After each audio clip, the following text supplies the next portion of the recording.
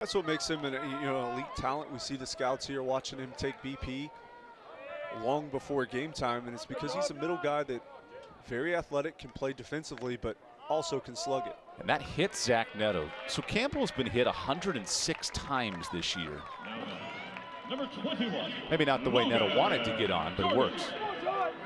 It's going to be frustrating when you're seeing the ball as well as he does. And now, he is also choosing to not move out of the way, right? Because he could if he wanted to avoid the ball. Oh, yeah. I mean, there's plenty of time. That's a mid-70s breaking ball. There's plenty of time to move, but it is part of the culture that I talked about earlier of being tougher than people and being willing to get bases the hard way and sometimes the painful way. And it's rather fitting. The team that leads the country in hit by pitches is the Purdue Boilermakers, led by former Campbell head coach Greg Goff. If it ain't broke, don't fix it. I know he started a lot of the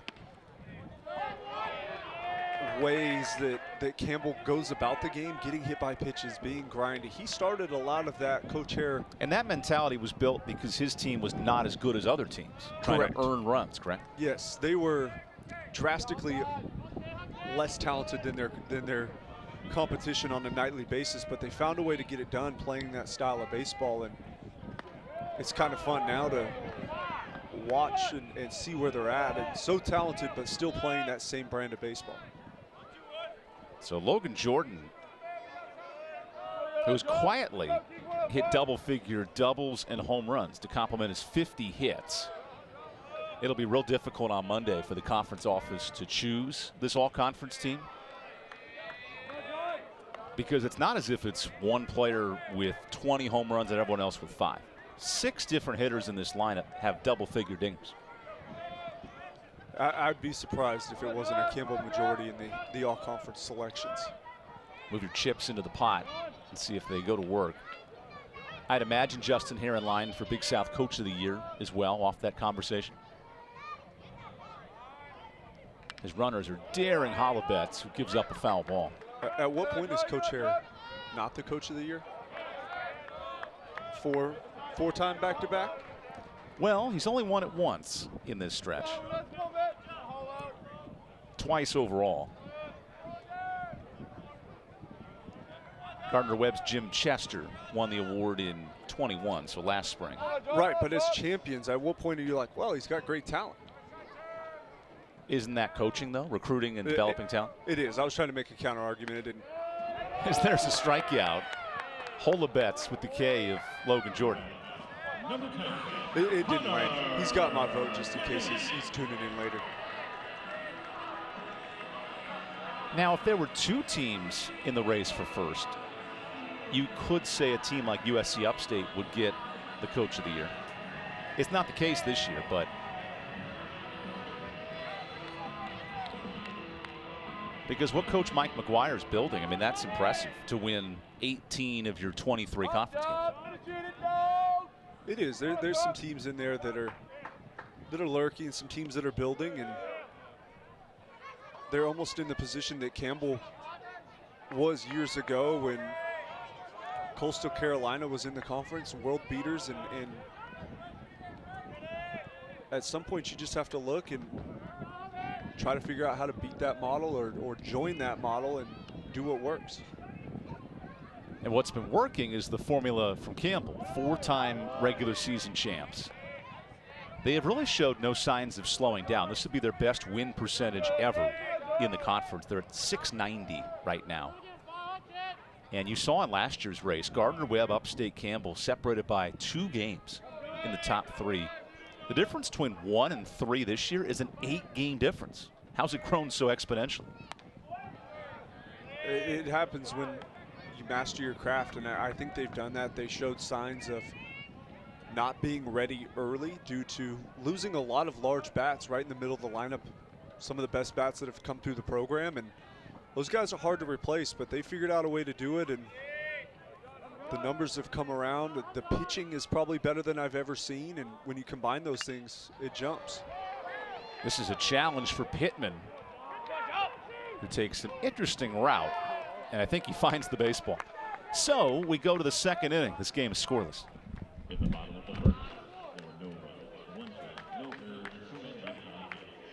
In sports, We are used to an even playing field. Unfortunately, off the field, court, track, coast. Not all people are treated fairly. In the Big South Conference, we commit to using our voices to oppose injustices and inequalities. Join us as we champion change towards ensuring even playing fields in and out of sports. the Big South Conference. We're allies. we're advocates, Where winners are made.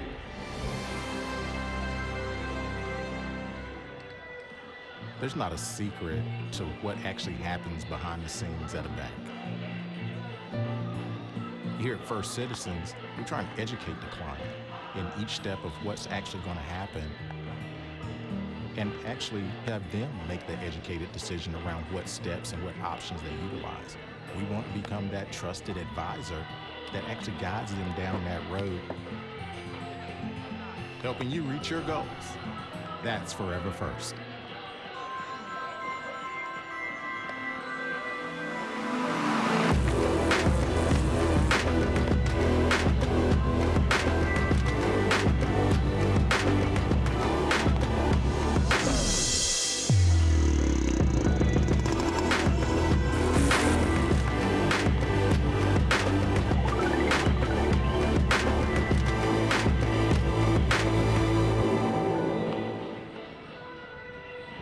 in sports, We are used to an even playing field. Unfortunately, off the field, court, Track. coast. Not all people are treated fairly.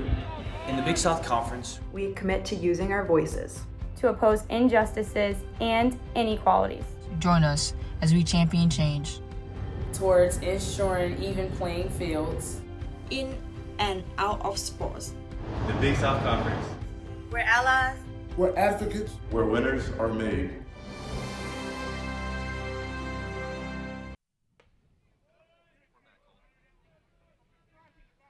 Welcome back to Big South Baseball on ESPN Plus. As Box Rucker going back to work for the Camels here in the top of the second.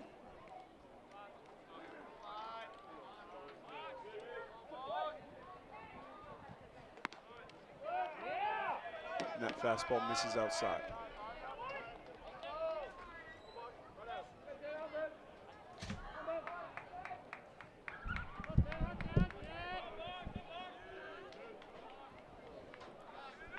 What a beautiful Friday night, by the way. Hundreds of fans in attendance watching Cade Boxrucker try to earn his 5th win.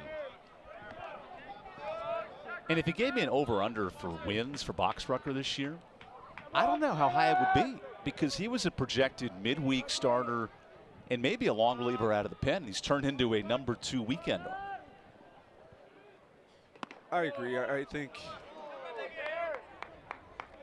with the control issues, it's tough to peg it. Is he going to be able to escape fire? If so, for how long? But the midweek draw is tough, and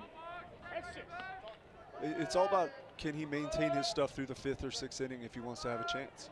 As he tries to extend this epic streak for Campbell, 24 of the last 28. That's entering the series. And a Radford team that was eliminated from the tournament last night, they have essentially nothing to play for.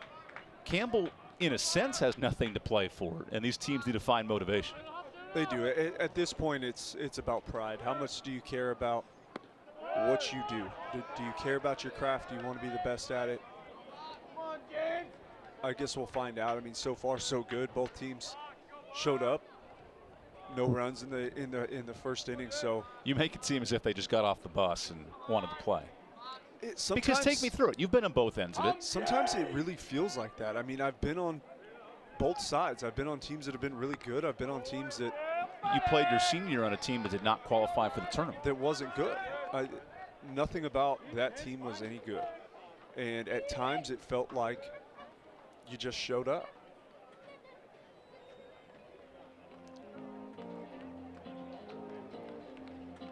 I wonder what Tyler Robinson's thinking in this spot, because he saw this exact moment happen yesterday, or sorry, last week, where Boxrucker walked 4 in the first couple innings.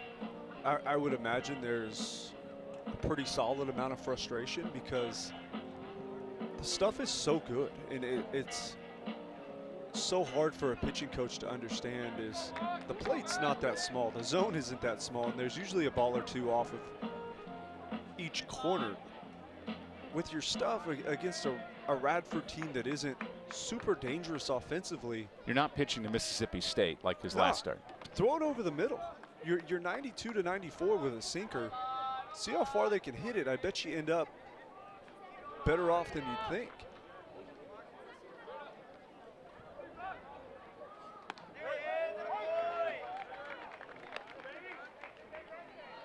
You almost sense the frustration in Boxrucker right now, like he's trying to work himself through these control issues. And it's a less is more thing. The more you think about it, the less you will get. If you can think less, the more you will get. Just pitch freely, throw the baseball. You've been doing it your whole life. But when you get caught, when you throw it over the middle, James Tosick with a drive, and that's a two-run shot off the scoreboard. What a missile by the Radford power hitter. Well, sometimes that happens. You leave baseball over the plate. Big hitters can hit the ball a big distance, and that one wasn't missed. A Radford team that only has 20 home runs. That was about 20 worth right there. It was. This is a fastball right over the heart of the plate that Towson gets every bit of out there in right field. Harold trying to do everything he can, but tell me how that goes back to Boxrucker trying to throw it over the middle. So if I'm Coach Robinson right now, I'm ecstatic that he's doing his job. Sometimes when you pitch, that's the miss. That there, the big yank, the overthrow is the miss you cannot live with. It is 2-0. You have one of the best offenses in the country. Throw the ball over the plate. If they hit 7 home runs, so what? You move on, you keep going through. Sometimes that happens. And those are some home run swings. They should be. He's exposed right now. He's put himself in this situation, but if he doesn't walk somebody, that's a solo home run. Solo home runs will never beat you. If they do, you still probably had a pretty good outing. So just throw it over the plate. Compete to the chest of Nip behind home, and you'll probably end up in a good place. There's Julian Rojas holding off on the check swing.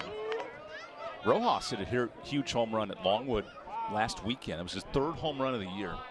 And this Radford offense, only 20 home runs. I mention that because Campbell's first baseman has 17. That's a pretty wild statistic. As Rojas smacks a base hit. So clearly, the approach is much better in this inning, and Radford hit the ball hard. It is. It's been very disciplined, yet still aggressive in their plan. And when they've gotten fastballs out of the plate, they haven't missed. And there's been a walk, 2 baseballs hit hard, 2 runs on the board. So Radford executing at a high level. And now, let's see, okay, some defensive signs. I thought, you see the bullpen warming up. T-Rob might be going to his pen in the 2nd inning, which is not what he wants to do in this spot. Because you need Boxrucker. He was, quote unquote, your number 3 guy in a tournament set. I think they were looking for a good one. It's got to be worst case scenario for him, getting roughed up here in the 2nd inning, struggling with location and command. Can a pitcher go from throwing 92 to, let's say, take off 2 to 3 miles and get it over the plate? So you don't want to take off.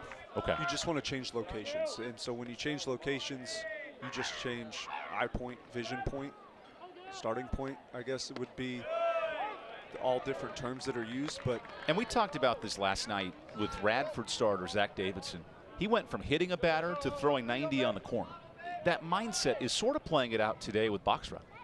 It is. He needs to change the vision. Instead of trying to do too much and be perfect with your pitches, you understand your ball's going to run and sink. Start it on the outer half and run it back over the plate.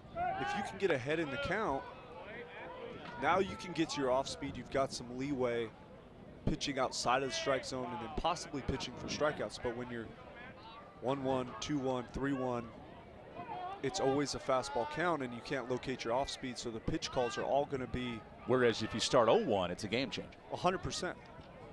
As the 1-1 is whiffed by Ryan Gilmore. Because that pitch right there, he throws at 92, lower half of the zone. Even in a missed spot, it's hard to hit. It is. It's 92 sinker, ton of movement, gets on you. It's tough, but now 1-2, go to the breaking ball. Try to pitch outside the zone or pitch up with the fastball. Ooh. Now you get ahead 1-2 as Gilmore gets plunked. That, to me, seems like the pitch where Boxrucker has lost his confidence. It is. The pitch call there also doesn't help him. You're talking about a pitcher struggling with command. 1-2, this is a fastball intended to be high and inside. That's still a 2-foot miss from a guy that has struggled with location. I'd like to see him there. It's just safer. Go to slider. It's a guy that struggled.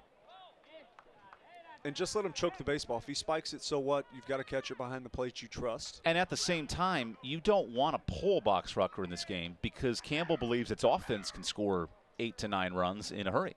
If I'm Campbell's offense right now, nothing has changed. You understand you're going to have to score 2 to even have a chance against anyone in the country. Brendan Bagwell reaches on the bunt. The fundamentals for Carl Kuhn's club, that's an area he has really emphasized down the stretch. This was an offense that he told us coming into the week struggled in situational baseball the first 2 months, really bad at it. And he said the last 2 weeks, it's gotten exponentially better. Now, this is a big test, 2 on, nobody out.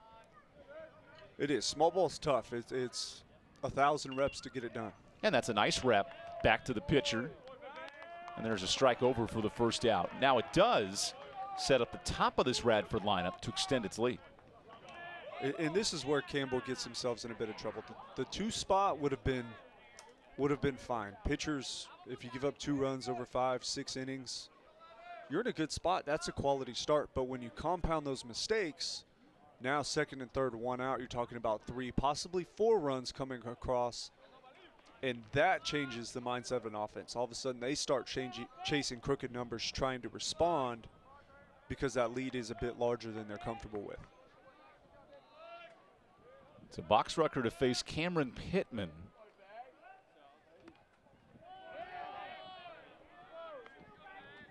And this is exactly what Radford wants in this spot. Pittman's had his 10-game hit streak snapped last night, but about as hot as anybody in this Radford order.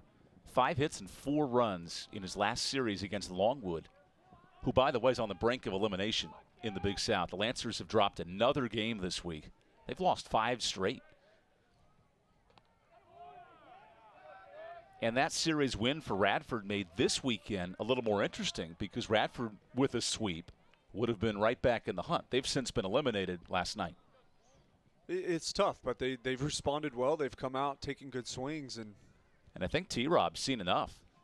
So Tyler Robinson goes to his bullpen extremely early in this game. And we'll take the timeout. New pitcher for the Camels in the 2nd inning. Come back for more baseball after this break and a pitching change on ESPN+. It's bow time.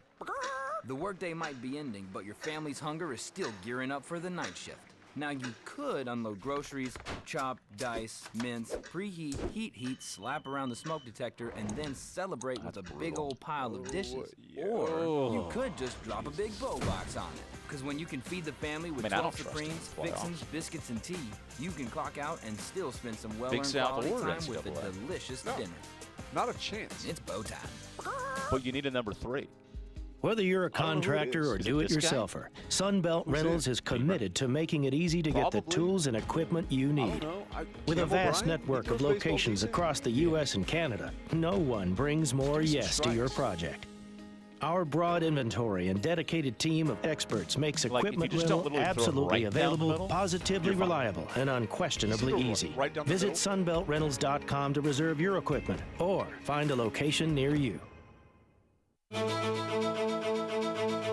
We are not merely an institution of higher education.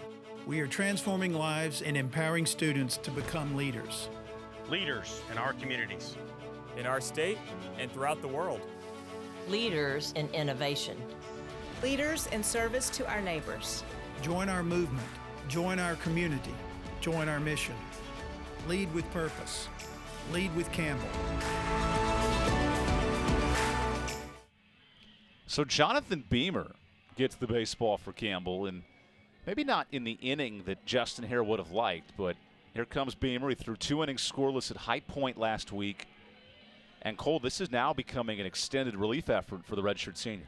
It has. It's become a situation very early in this one, and now in response to that, everybody in the bullpen, at least for the next 3 or 4 innings, is going to be put in a bit of an awkward or unfavorable situation coming into a game earlier than they're used to. It's tough for a pitcher. They're creatures of habit. They want to come in a similar inning, a similar situation, and coming in through an inning and a third that's a big ask for the bullpen.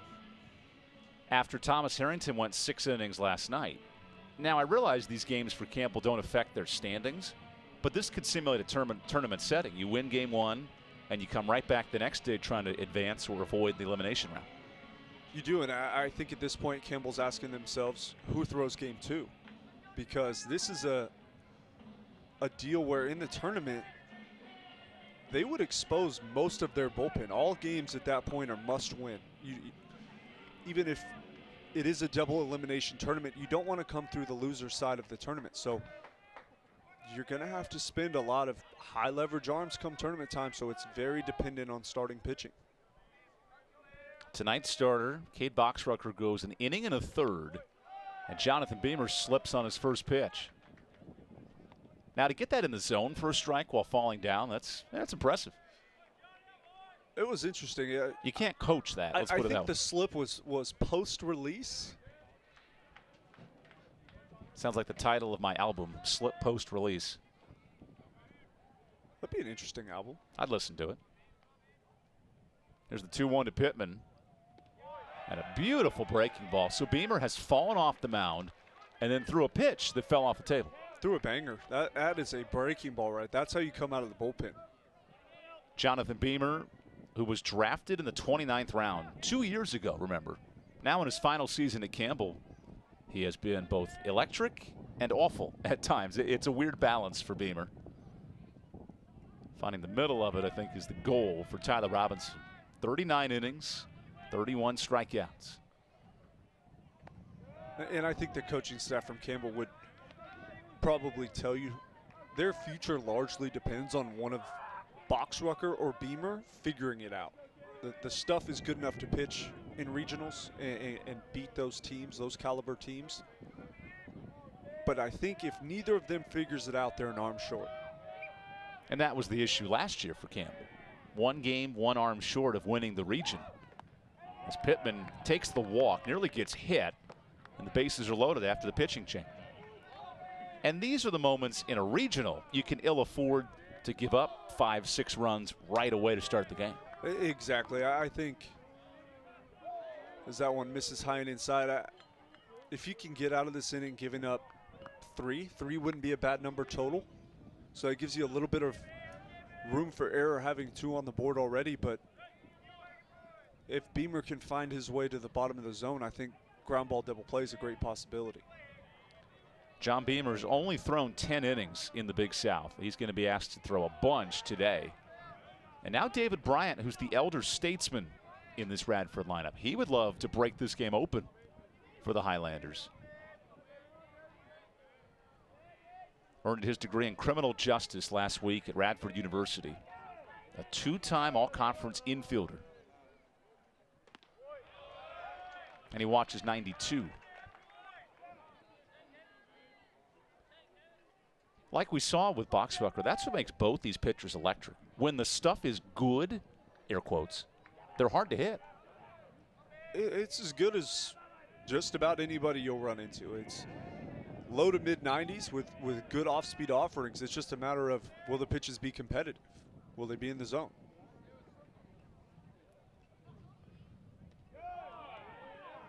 And especially with nowhere to put David Bryant in this spot, you don't want to just give away free runs either. They're not giving him any free pitches to hit either. That's a 87-mile-an-hour changeup or split finger from Beamer. That's, with the bases loaded, nowhere to put somebody coming out of the bullpen. That's a big pitch call. How about that back pick to third? Wow. Nearly had him at third base.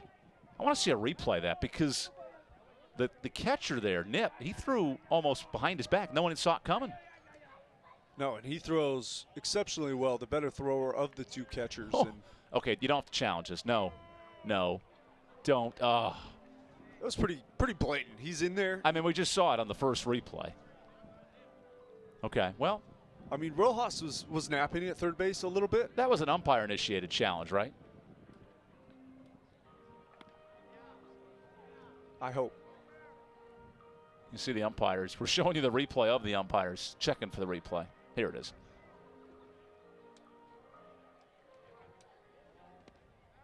Safe. Yeah. Okay, we're good. I did not see Justin Hare ask for a challenge there. That would have been the quickest I've seen him request a challenge. And the call stands. Not horrible time there. No, I mean, it was under 60 seconds. Yeah. Which rightfully so. I mean, the Jeopardy music makes it perfect.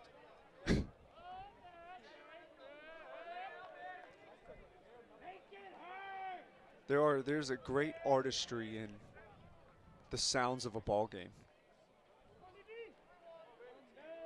That's why organs are so popular in baseball. Beautiful. Beautiful. It's a timeless tradition in baseball. And now the senior David Bryant misses for strike 2. About as timeless as the sound as the ball hitting the bat. And we saw a 2-run shot early this inning for James Tausig. That ball was torched, touched, ricocheted, killed, smashed. Insert obliterated. Yeah. He hit his own name on the scoreboard. 3-2. Skied into shallow left. Battling the sun, Logan Jordan. Tagging from third is Rojas. And he scores. So Radford takes the 3-run lead. I initially thought Jordan was going to have a chance to throw there, a realistic chance to throw. And it seems the Radford coaching staff's done their homework because Jordan didn't seem to have the arm to make that throw. You're exactly right. That's what happened. The sun hurts him here because it doesn't enable him to get behind the baseball enough. And you'll see him as this baseball comes down, very flat-footed as that ball lands. And he's collecting his feet. Two false steps before he delivers that baseball. Rojas is in there easily, but you're exactly right. He is not the thrower of the group of the Campbell outfielders. Well, if there's a pass ball behind Grant Nip, so 2 runners advance. If there is a weakness on this Campbell defense, it is lack of outfield arm strength. Correct. Halstead, good running, but not great throwing. I think Harrell may have a plus arm, but he doesn't necessarily have plus playmaking.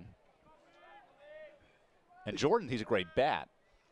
And he can catch everything that's hit at him, but he's not going to gun you out in a double. And what do you call that? A left fielder. That's a nice frame job by Nip for a strike. Coming from a left fielder, kind of a bit harsh there. Alongside former All-Conference DH and utility man Cole Hallam. Spent some time in left field. You did not win the award for All-Conference outfield. I will say that. I mean, I played with Cedric Mullins. I was a statue in left field, and I said take to Cedric a lot as he covered the entire outfield. And the 1-1 is sprayed fair into the corner. Ty Dooley takes advantage. That's a 2-run double. And a 5 spot for Radford here in the second. And if you're wondering, this is when the big number becomes a problem. 5 runs. I don't care how good your offense is. I know Campbell still thinks they have a great chance at this one, but look at that pitch location on 1-1. Great piece of hitting. Shoots it down the left field line and turns the top of the second into a merry-go-round. Radford's off to see the wizard, the wonderful wizard of scoring runs, because they have turned the lineup around. All 9 now have come to the plate. We told you when Radford scores 5 or more runs, 14-9.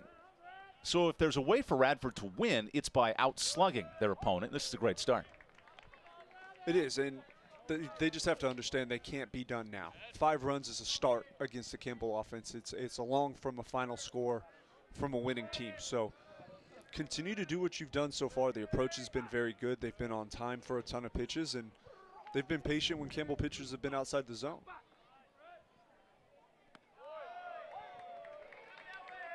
Now the challenge for Beamer is, can he get through this inning and allow his offense that's been really good to go back to work? He's a pitch away, and that's what he needs to keep reminding himself. You're one pitch away from getting out of this deal and giving yourself time to settle in and your offense a chance to strike back. So on 0-2, Beamer gives up a couple of runs. And he gives up a line drive to third. Great snag by Beldon to his knees to end the inning. Radford with a 5 spot as they take advantage in game 2. It's bow time. The workday might be ending, but your family's hunger is still gearing up for the night shift. Now you could unload groceries, chop, dice, mince, preheat, heat, slap around the smoke detector, and then celebrate with a big old pile of dishes. Or you could just drop a big bow box on it. Because when you can feed the family with 12 Supremes, fixins, biscuits, and tea, you can clock out and still spend some well-earned quality time with a delicious dinner. Let's see how softball's doing. I'm trying to find a way to make this game interesting, and I don't know. Hasn't happened. Hasn't happened yet. And it's going to be another hot one. Today's high is 85 degrees with lows ranging. And I don't know that it will. Tomorrow's more of the same, plus some light wind coming in. I feel like our commentary's been pretty good. I mean, it's been very conversational. Yeah, I'm trying. It's 8 a.m.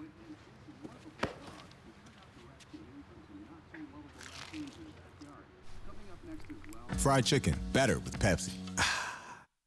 Better ingredients, better pizza means that each bite of this slice right here is gonna just keep getting better.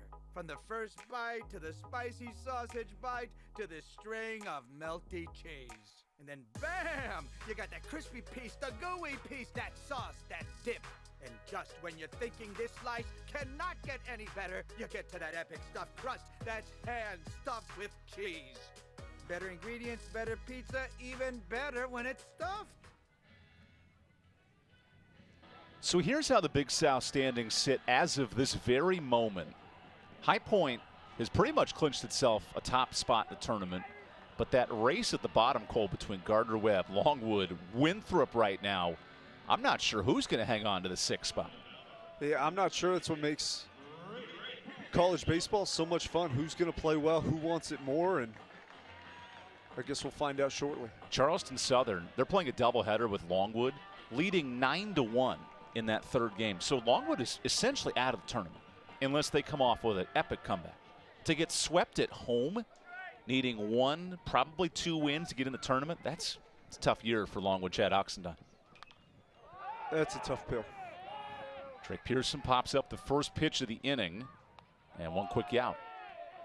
Especially with how dominant Longwood was early in the season. They went into Campbell and could have won the series. They did take game 3. For that team to not make the tournament, that's a tough end of the year. It is, and you have plenty of time to think about it. And sometimes that's what a team needs. There's young guys in these dugouts that are going to remember how much it hurt, how much they put in and what they didn't get back in return, and maybe moments where they could have put a little more in the bucket and they chose not to, and they get to live with that pain for a while. Grant Nip grounds 1 to short, and he's out at first base. What a great defensive play by David Bryant. That was a great play. Getting down the line pretty quickly. Bryant charging the ball like any great shortstop does, but as he's fielding, just after fielding, he also dodges the third baseman pre-app and fires a strike. Impressive play over there by the shortstop. Because this angle shows it best. How about the coordination here between short and third? Yeah, that being able to dodge and get your momentum back to deliver. What are the 5 Ds of dodgeball? Duck, dip, dive, duck, and dodge. There you go. Big fan. Great film. Great, big fan. You're paying attention. That's the important part. If you can dodge a wrench, you can dodge a ball. That's the case with Waldy Arias, who is 1 hit by pitch away from setting the Campbell program record. So it's safe to say he could not dodge a wrench. It's safe to say the wrench finds him. Correct. 58 times in his 4-year career, Waldy's been hit. The record holder coming into the weekend was Jimmy Brenneman of 2011. Now, the note I learned today, He did that in 2 years. Never led the country in hit by pitches, yet was dominant for 2 years of getting on base and setting up his order. That's a ton of hit by pitches in 2 years. I know Waldy's had some bonus time on top of that, but if you get hit that many times, I bet it hurts just the same. You know what hurts the most? It's being so close. And that 3-1 is a big whiff to work the count full. Now, as a hitter, you never want to get hit by a pitch. Well, I think he would. If you have 2 strikes, I would welcome it with open arms. So here's the payoff. And you'll see another. There's 2 things in baseball that hurt a lot worse than a hit by pitch, and that's a strikeout, especially on a fastball that just outclasses you, and a foul out. When you foul out into foul territory and you just have to sit there and wait, hoping you get another life, hit by pitch sounds pretty good. And there's Waldy flailing one to right. With the outfield playing deep, he picks up a base hit. The man just finds a way to get on. .435 on base percentage. It works, especially at the collegiate level. It works. Find your way on base, good things happen. And coaching question, why is Bagwell playing so deep? That I have no idea. If I was aligning outfielders, I would have center field in, right field in. He does not produce with power to that side. You'll see a lot of that flare type action. But if they're going to play deep, take advantage of it. He does a great job of doing that. That's the adjustment from a hitter. And now John Holibetz faces some trouble here with 2 outs against Tyler Halstead, who thought about a bunt. This is what I appreciate about hitters. You see a gigantic shift. The shortstop's over the bag at second. Why not give this a try if you're Halstead? I would do it again. If they're going to give you a single, why not take it? It's not like Halstead is a huge power threat trying to slug the baseball. He wants to get on base and pass the torch to the top of the lineup. I'm not entirely sure why the shift is on. I know there are certain types of guys that you want them to think twice about going pull side and hitting into the shift. Halstead, not one of them.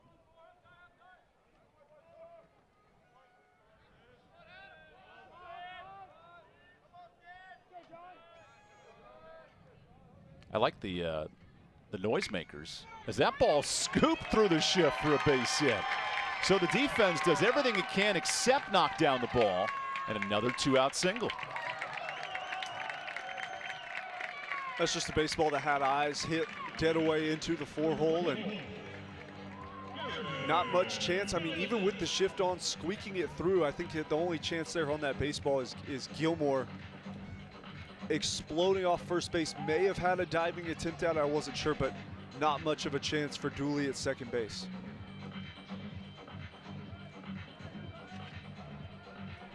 Which sets up my favorite walk-up music in the country. I just want to raise my arms in the air and feel like I'm in a club. And I'm too old to be in a club. Correct. Except the Breakfast Club. I've become a real fan of breakfast in my old age. Brunch is a growing meal on me as I get older.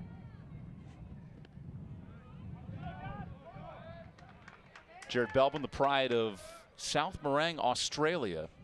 He has a tattoo of a lion on his back, full body sized. It's like the face of a, the face pointing out from his back. Huh. Very intimidating. There's a swing and a miss. And the double steal scores a run. I don't know what Radford's thinking there. You're giving away a run on that throw. With 2 outs, I think they made the decision to try and take the out if available. With Halstead stealing second, that out is very often not available with his speed, and great heads-up base running from Halstead's Waldy. 22 of 23 on the bases. You're not going to get him. You're giving the run up. Or you have the shortstop come in, you hedge, cut it off, go to the plate. He gets a great jump. I don't care if you have Yadier Molina behind the plate. You're not going to throw him out when he gets a jump like that with his speed. Because with that slider, the count is 1-2.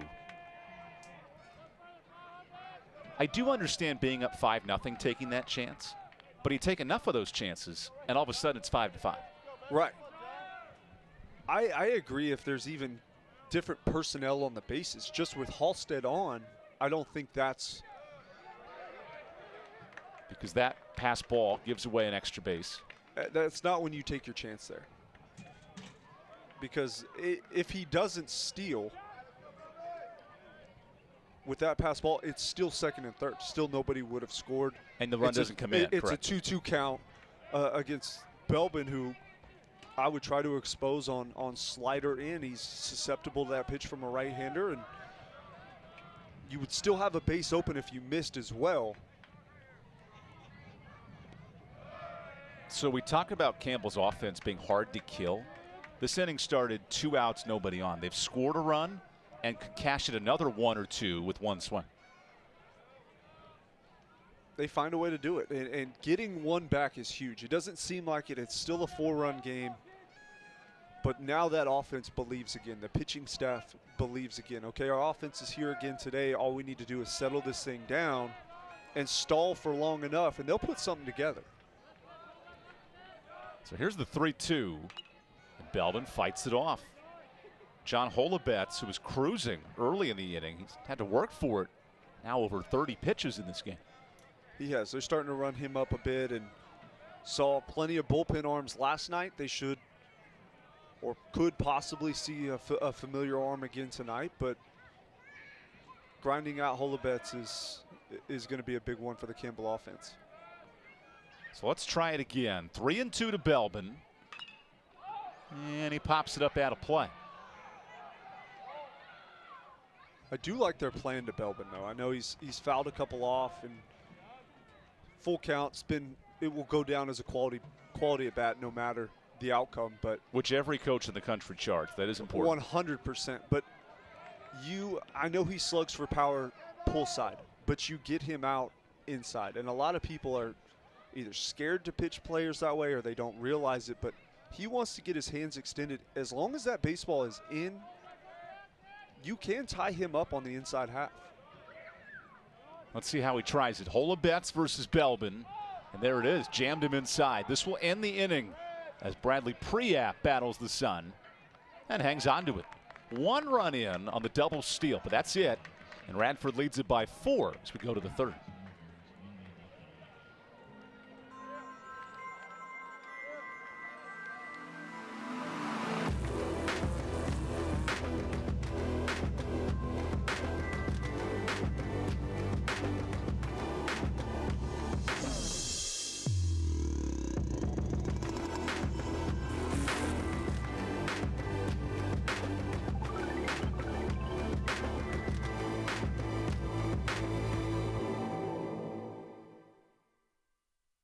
There's not a secret to what actually happens behind the scenes at a bank. Here at First Citizens, we're trying to educate the client in each step of what's actually going to happen and actually have them make the educated decision around what steps and what options they utilize. We want to become that trusted advisor that actually guides them down that road, helping you reach your goals. That's Forever First. The world needs more thinkers, more doers, listeners, and leaders. It is our mission to create and nurture students who are responsive, a future that is resilient, and Highlanders who are real. This is Radford University. The Radford Highlanders, high expectations coming into the year, Cole. They have been so young, injury-riddled, with 3 starting pitchers out the final week of the year. This team has had to grind through a difficult stretch, including winless against top 50 teams. It's baseball. It happens. Sometimes it doesn't go exactly as planned. Injuries are going to happen year in and year out. You hope that they don't, or that the timing of them is at least not as bad as some could be, and sometimes it just doesn't bounce your way. But there's been good experience had for a lot of young players on this team, and I look for them to have learned from it next year. A Radford team that has 7 underclassmen in the starting order tonight, facing a Campbell team that'll honor 8 seniors tomorrow for the final game of the year. What a stark contrast in youth versus age. It is. It's going to be very interesting. And you look at a young team getting a ton of experience, but in Radford, for Campbell, how are they going to look next year? They're going to lose a ton of guys due to graduation in the draft, guys that made huge impacts, and it does make you wonder how good has the recruiting been in years past, because there are some familiar faces, and who do they get back, who do they not, and it's going to be a big turnover year for Campbell. Campbell must replace, just in its order tonight, Zach Netto, Connor Denning, possibly Drake Pearson. He is set to graduate. And Waldy Arias. So that's half your order, along with Halstead, that could all leave. And that's half your order gone, just like last year's team. Right. And you know, the good piece of it is you get Bryce Arnold back next year. Hopefully, if you're Campbell, he's healthy, ready to go. And I look for him to be a big piece. But we saw the struggles of Campbell early after trying to replace the Colin Wolfs, the Packards, Matthew Christians, and how tough it is to come in and fill the void that those guys left behind. And even when you're able to recruit just about whoever you want, it's hard to come in and fill those roles that such great players have played over the last few years. And that's why this offense started 1-6 overall, hit in the 240s for what, the first 2 months until the February 28th game. And Campbell, a lot of what they've done is still sticking to the junior college route.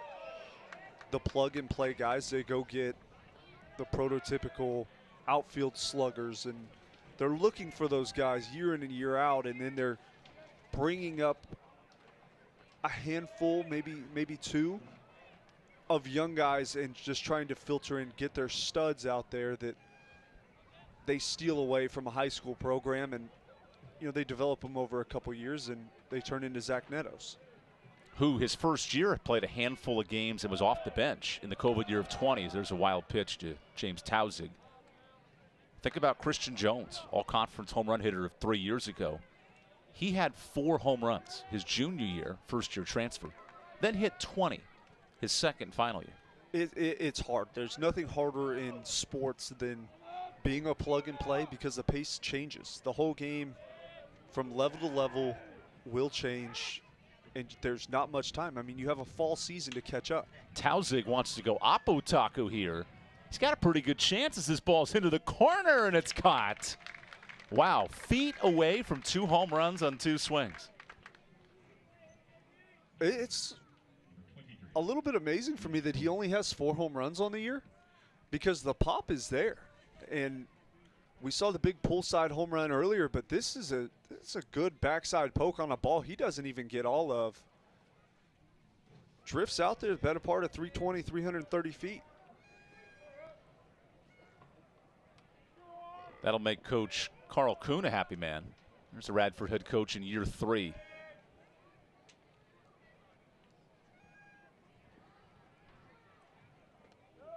How does Carl rebuild this roster? Former UVA pitching coach. Clearly potential, but it just hasn't cemented this year. I think, one, he needs to choose an identity. What style of baseball do you want to play? And as soon as you choose that identity, you go to work on getting the guys that you can mold into the vision that you see. Coming from Virginia, you would expect them to be a pitching-heavy lineup. That is not a catch. It is a double play. I don't know how that worked, but Arias turns 2. He had me fooled, but Waldy hangs in there. Great defense from Campbell. That'll send us to the top of the 3rd, now to the bottom half on ESPN+. It's bow time. The workday might be ending, but your family's hunger is still gearing up for the night shift. Now you could unload groceries, chop, dice, mince, preheat, heat, slap around the smoke detector, and then celebrate with a big old pile of dishes. Or you could just drop a big bow box on it. Because when you can feed the family with 12 Supremes, fixins, biscuits, and tea, you can clock out and still spend some well-earned quality time with a delicious dinner. It's bow time.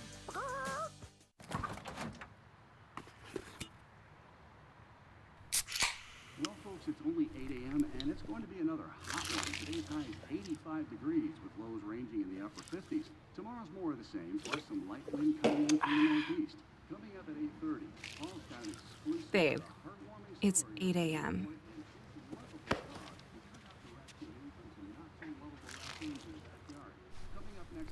Fried chicken, better with Pepsi. Whether you're a contractor or do-it-yourselfer, Sunbelt Rentals is committed to making it easy to get the tools and equipment you need.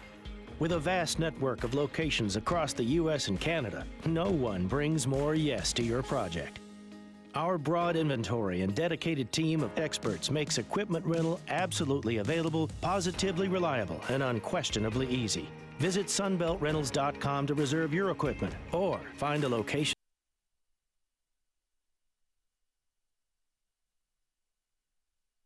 So Radford hangs on to a 5-1 lead. And Cole, this is the ideal start for the Highlanders. Nothing to play for in terms of standings, but wanted to finish the year out strong. Playing for pride at this point. What do you want to end your season on? Do you want to allow Campbell to kind of roll on you and have to live with that the rest of the season, or go out on a high note, understand what you're capable of if you play your best baseball? And I think that's what we've seen here from them this evening. John Holubetz continues to work with this lead. And the only trouble he's faced as he flips a strike in to Harrell was the 2-out rally just last inning. And probably could have escaped it if not for the stolen base from Halstead. Ooh, that's a great breaking ball. A starter in Holubetz, who has a 5.9 ERA, has not been lights out, but he's taken such huge steps. 6 innings against Longwood last Saturday. He earned the win. And now he gets a strikeout on 3 pitches. And what a huge moment for him. Young pitcher out there, one of the best slugging teams in the country, and no matter what happens, it's a great learning opportunity. But to have come out and been very successful, huge learning point and opportunity to build confidence. How does Justin Hare's offense break this slow start? One hit. I think one hit gets him going. Just start to believe a little bit. Get a couple things going and a couple extra hitters up to the plate. I think they'll be back in their comfort zone, but they have to threaten. So far they haven't really threatened. I know they kind of stole their way into a run last inning, but I see what you did there. Double steal to score a run. Netto chops it foul. But they haven't produced, and in large part because Holubetz is limited opportunities. He hasn't given away much, and he's been tough to hit. Netto trying to extend the 24-game hit streak, which he's put himself right back in contention for Player of the Year honors in the Big South. Maybe not on this swing. It's popped up to right. And there's the second baseman, Dooley. I don't know. I wouldn't be comfortable watching a player catch it like that, but it works for the second out. As long as it ends up in the glove, I think that's all that matters. But I've loved the pitching plan. I think they've done a great job. Netto, you can get him to chase up. Does not chase down very often, but if you're going to get him out of the zone, high fastballs are the way to do it, and beautiful execution there from Holubetz. Netto is 2 for 5 in this series, which for many would be considered a win, the way he hits the ball in the Big South as Logan Jordan pops it foul. Because this Campbell team in conference play, Cole, keep in mind, 22 games, they're hitting .350 as a team. Not just one player, but the team, and 5 of those players are hitting above .350 in the order. They're feasting. They're seeing the baseball well, but I don't know that I've seen a team come in and attack them offensively.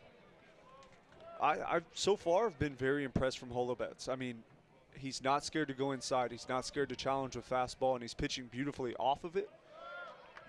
And a team that is as scary offensively as Campbell just doesn't get attacked very often, even though it really is the way to beat them. Campbell has scored at least 4 runs in every conference game. So the only way to beat him is outslug him. And we've seen Radford put up 5 tonight, so that's a huge part. In support of number 5, John Holubetz, the true freshman. And to his credit, does not seem afraid of this challenge. Only a second straight start. He'd been out of the bullpen early in April. Now here in May, 6 innings last week. Quality 2 2/3 so far. Good stuff. I mean, with freshmen, you're going to get freshman things that happen. And a lot of times, freshmen with elite stuff are their own worst enemy. But if you get a chance to pitch often and you get to work through those situations, a good product can emerge on the other side. And that's what we've seen tonight. A pitcher that has had some ups, had some downs, has learned from them. And I know it's still early, but so far has come in and executed his game plan at a very high level. Under the leadership of Coach Carl Kuhn, who's had 42 players drafted in his time at Virginia, knows how to develop arms. Leaning on his true freshman, who works the count full. Because Radford's starting pitching, 3 projected starters have been out the last 2 weeks, decimated by injuries in the rotation. And that's why this team has an 8 ERA. Anytime you lose big arms, it's tough, but it's always a bit tougher when it's late in the season. So here's Holubets working with a 4-run lead on 3-2. Another battle here. And that's the contrast of what makes Campbell's offense so tough. Pitching elite level right now, and yet it's been difficult to get outs. They foul pitches off. They're very disciplined in the zone for the most part, and you don't see it often. I know I'm a Dodgers fan. I like to reference them, but it's almost Dodgers-esque. They slug it, but they don't chase. This time it's driven into the gap. Pittman still turning. He looks up, and that's one hopping the wall. Extra bases for Logan Jordan, who turns back to second after a 2-out double. I thought this ball was gone off the bat initially. Big poke. Unfortunately for Jordan, he's playing in a very big yard, and this ball was hit a ton. No help from the wind tonight, and 395 out there to dead center is, you know, it's hit far much. when Pittman turned to the wall to watch it leave. Well, he actually played it beautifully. He understood, one, where that ball was going to land. He chases down, understands he's not going to get there. So at that point, how do you position yourself best to throw? And I think he saves 90 feet by positioning himself that way and holding Jordan at second base. And avoiding an Ichiro situation from the All-Star game of 2013, where the ball hit the wall for an inside-the-park home run. It was an obscure reference, I'll give you that. There's a wild pitch. There's not a lot of things that make an outfielder more uncomfortable than a wall. But Campbell's wall, very predictable, padded the same all the way around.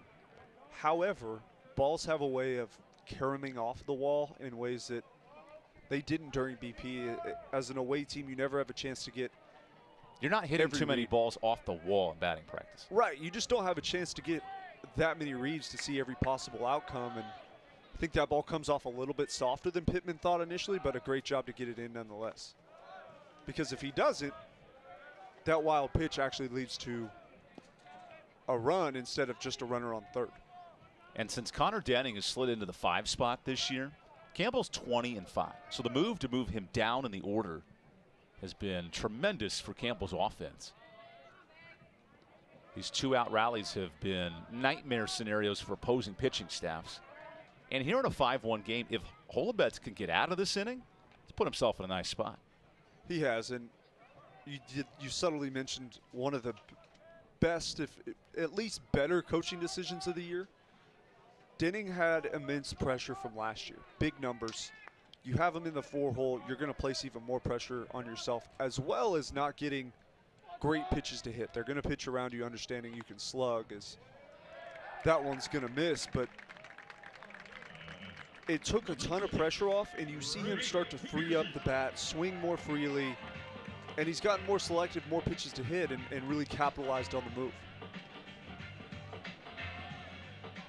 Remember, this inning, just like the second, 2 outs, nobody on. And another situation where Campbell threatens.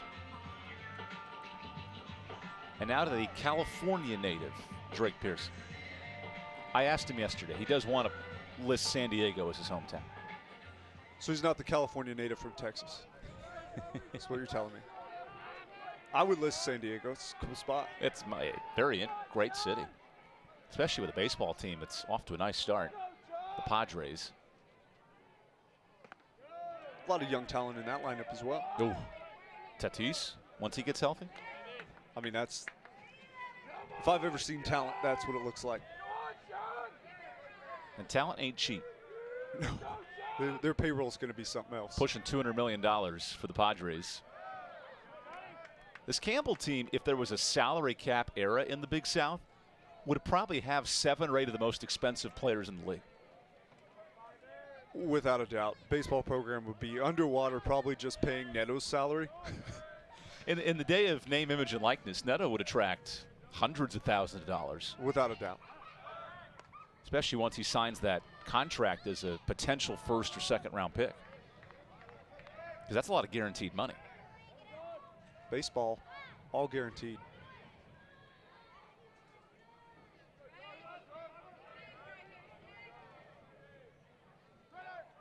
And Pearson shoots one into the sky.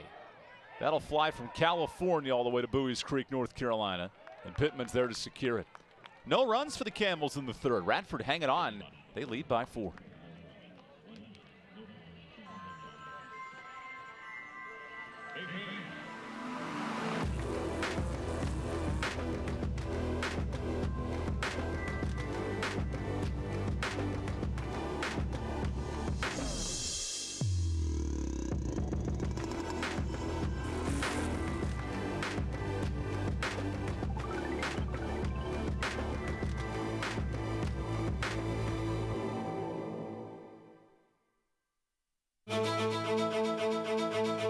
We are not merely an institution of higher education. We are transforming lives and empowering students to become leaders. Leaders in our communities, in our state, and throughout the world. Leaders in innovation. Leaders in service to our neighbors. Join our movement. Join our community. Join our mission. Lead with purpose. Lead with Campbell. Big things are happening this year across the South, from the mountains to the coast. The fast are getting faster. The strong are getting stronger. And the best is getting better. Get ready to raise your expectations. Get ready for something big. Ingalls, a proud sponsor of Big South Sports. So Carl Kuhn is hidden by his assistant. You see Carl down there. Former pitching coach at UVA. He talked a lot about developing a young roster, and his team has stepped it up here in Game 2. They have. They look the part. They're just not quite there yet, being able to do it on a night in and night out basis. And that's, when you're young, that's the hard part, is the consistency aspect of college baseball. You have to be good at least 4 nights a week on top of practices, schoolwork. It's a heavy workload, but I think they've done a good job managing it, and a bright future ahead of them if they continue to develop players. A Radford team that was picked 3rd in the preseason, which to me signals this team had a lot of potential. And after starting the Big South with 2 straight series losses, they have not been able to climb out of that hole. Now at 8-14 as Ryan Gilmore works ahead in the count. The Highlanders opened with losses to Charleston Southern and Upstate, and then were swept by Winthrop. So you come out of the gates 2-7. That's a hard hill to climb.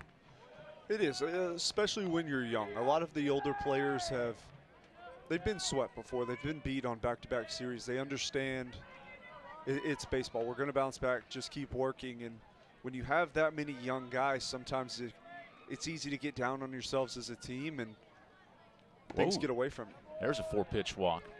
Now that's the moment if I'm Gilmore. I want nothing of that hit by pitch. I'll take the walk any day. 3-0. Last thing you want is that ball to be coming right at you, but wisely jumping out of the way. Avoiding his 2nd hit by pitch of the game. Smart decision. It's a mid-thigh fastball that would have left a hefty bruise. That's a Deion Sanders business decision to protect the thighs and hammies at all costs. Can't get the name and likeness if you're not out there. Well, as they say, the greatest attribute of a player is their availability. That is true. You can be talented as heck, but if you're not playing, what's it worth? Remember, there was a stretch Campbell in Big South play had Zach Netto out for 6 conference games.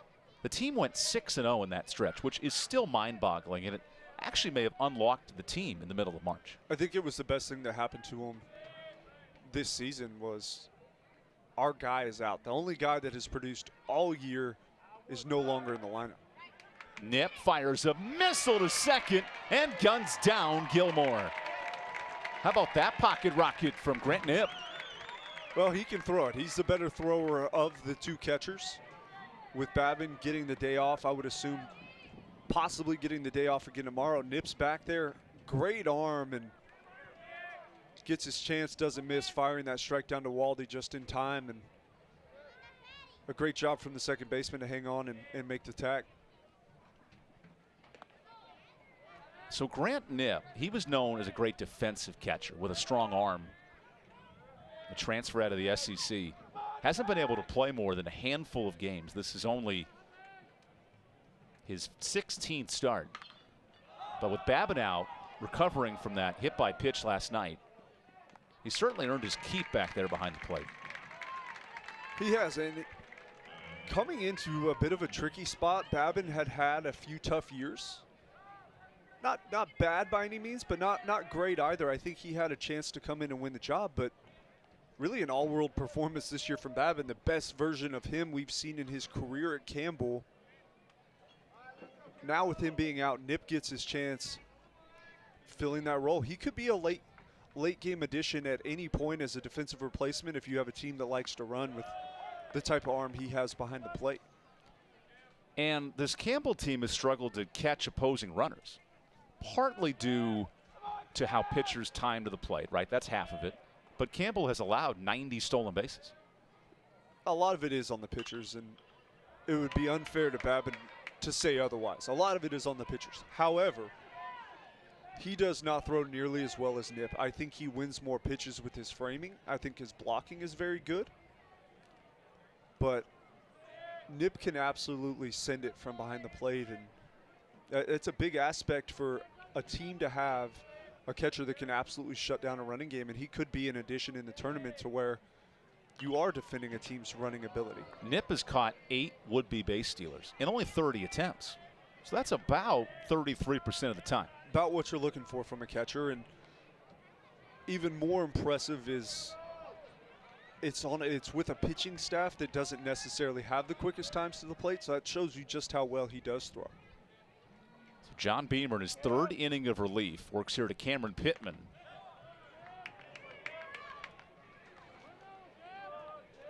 A Radford offense that's been heavily boosted by this productive inning. Remember, 5 runs in the 2nd inning. The crazy nugget is Radford only scored 20 runs in the 2nd inning all year. You get a quarter of that production in one night. I tell you, baseball is a sport where literally something new can happen every night.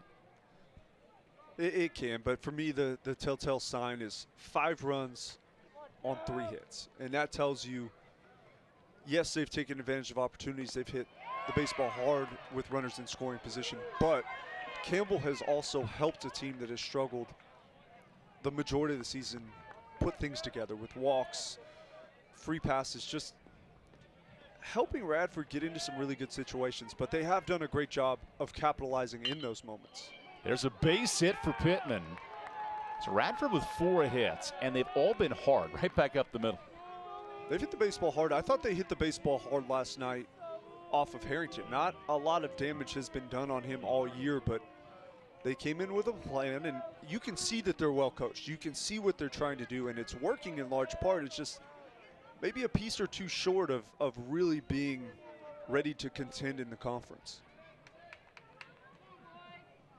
So David Bryant, who has started more games than any Radford player, he would love to capitalize in this spot. 3-year starter for the Highlanders.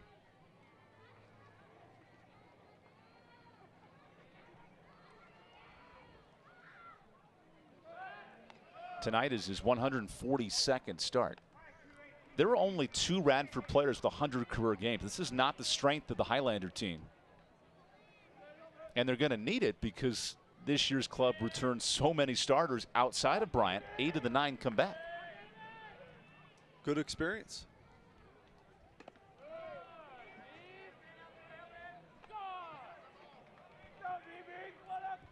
Two-out rally sparked here by the Highlanders.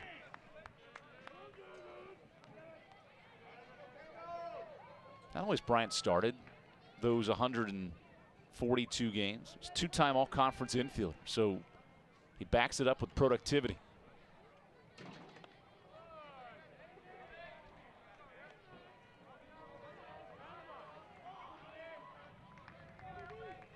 I feel like Beamer just makes life a little tougher on himself than it needs to be at times. He does, and he was really good there for a second. Smooth sailing, starting to get in the flow of things, but looks to be laboring here the last hitter or two. So here's the 2-0 pitch. And everything with Beamer is max effort, which can be great on one hand, and then, like we saw with Boxrucker, it can lead to mishaps on the other. Some guys are just very comfortable max effort. Usually you don't see them throwing. But so is Cade Keeler.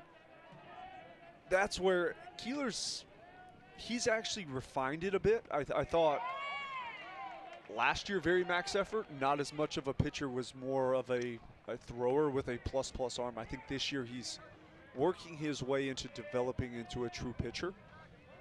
But usually you don't see those guys throw extended innings, and it's just so hard to compete at that level for really more than 6 outs or so. Runner takes off, and it's a walk. So back-to-back reach. Now that is what Radford needs in this inning. It is. This has been the recipe for them, is take what Campbell gives you. Do not compete outside the strike zone. Allow them to shoot themselves in the foot with a lack of control on the mound and get the big hit in the big situation. So far they've been capitalizing.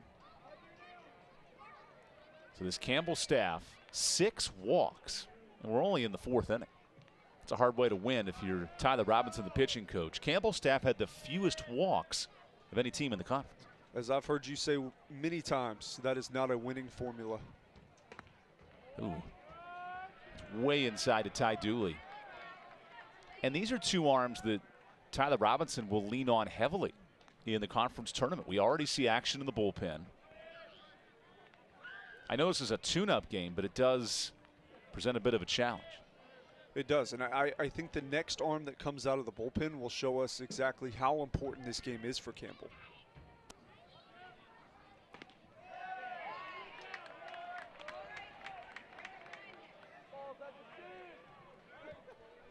Radford's threatened all day long. 5 runs in the 2nd.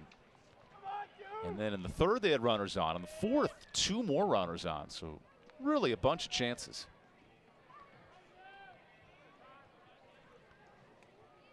Ooh, how about that pitch? That's a good breaking ball. That's one of the hardest pitches for a right-handed pitcher to throw, is that almost the back foot. I know that ball's a little bit elevated, but really the inside breaking ball to a left-handed hitter takes so much commitment. It is, if you leave it out over the plate, it's going to be down and in left-hander's sweet zone, and if you pull it at all, it's a hit by pitch. So tough to execute that one. And it's rolled over to first. There's Pearson to end the inning.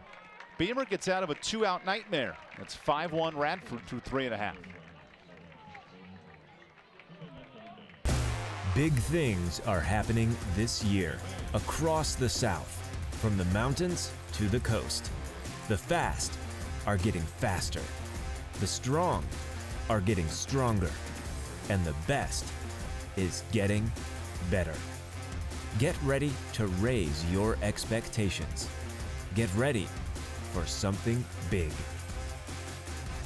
Ingalls, a proud sponsor of Big South Sports.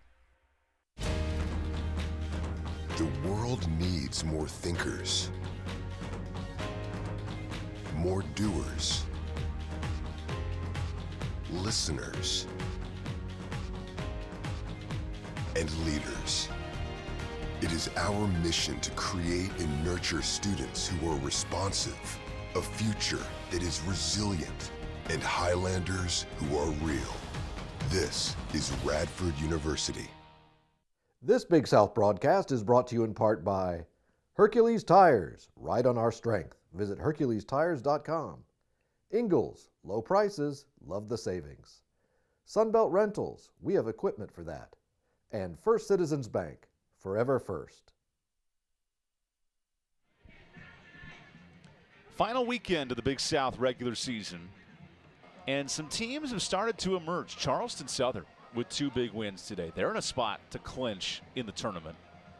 And now it really comes down to Winthrop or Gardner-Webb. Who's going to earn that 6th and final spot in the Big South? It's going to be fun. As long as you get in, anything can happen next week. If you're playing good baseball, it's a great time to be hot. It's a ton of fun to play.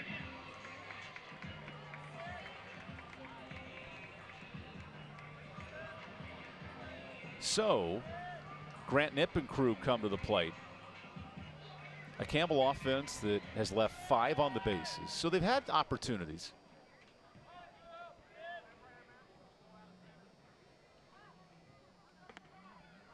And to their credit, John Holobetz has stymied this offense, especially with runners on.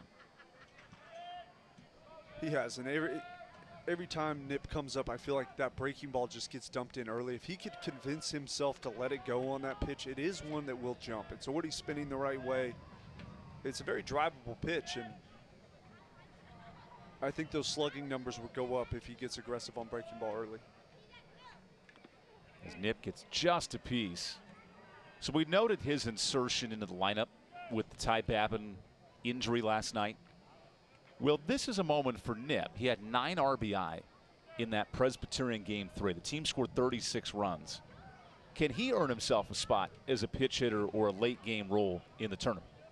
I believe so, 100%. Catcher's so important. I mean, I think his throwing ability alone, if you have a team that loves to run, you have to find a way to combat that if your pitchers aren't going to do a great job. Sometimes it's going to have to come from the catching spot. So I think and we saw the cannon last inning. Got down a runner by steps. That to me gets him in a lineup, or at least a late game, a late close game, come in and shut down the running game.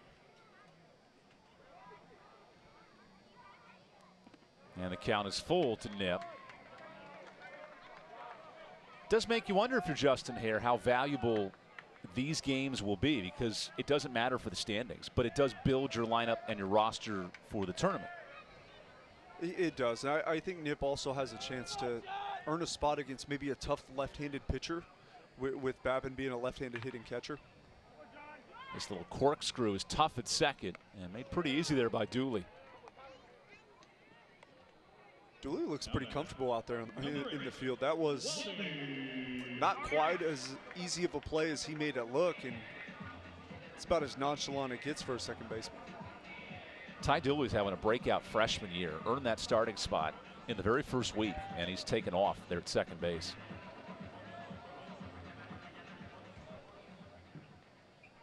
So while the Arias steps in, keep an eye on his shoulders and his elbows.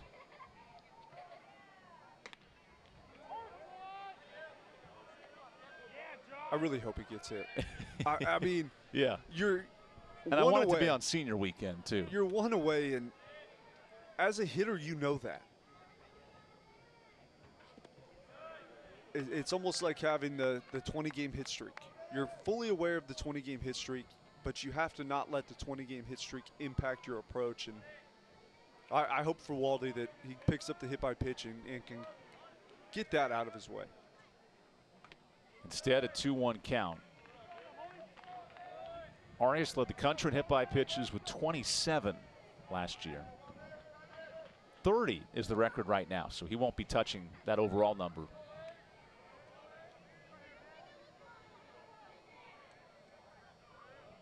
Holobetz would love to avoid plunking a batter, and he gives up a bunt. Nice play by Rojas for the second out. It's a nice play from the catcher. Not the best bunt from Waldy. Good direction. Speed just a bit off as this one doesn't get outside of the circle. And with a catcher as athletic as Rojas, that's a bunt on dirt that might work better than turf, right? Turf is going to kill that baseball, and that's what happened. Remember, the Big South tournament is on a turf field in High Point, North Carolina. So does that play a factor? Do you experiment with things tonight that get you ready for next Thursday?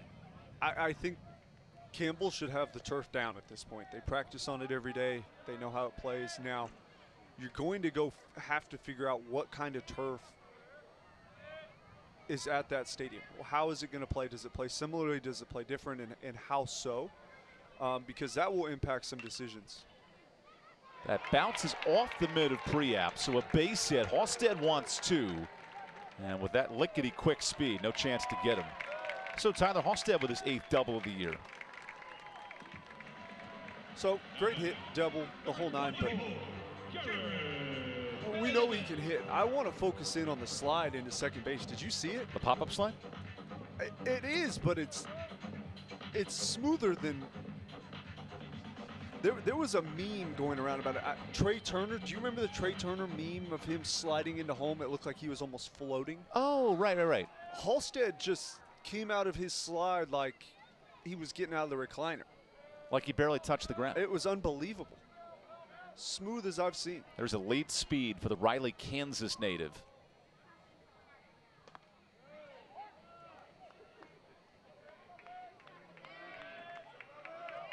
And here's the hustle from Halstead. So tell me what you're talking about here. So he rounds back. Obviously, he can run, but the pop-up slide is a thing of beauty when executed properly. And look at how, I mean, does it get easier than that? He didn't even slide. He was right back up. I mean, he was floating. Yeah. Beldon floats this ball into left center. Pittman giving chase to make the catch. That saves a run as John Holabats continues to dominate. We go to the 5th. Radford taking control in game 2.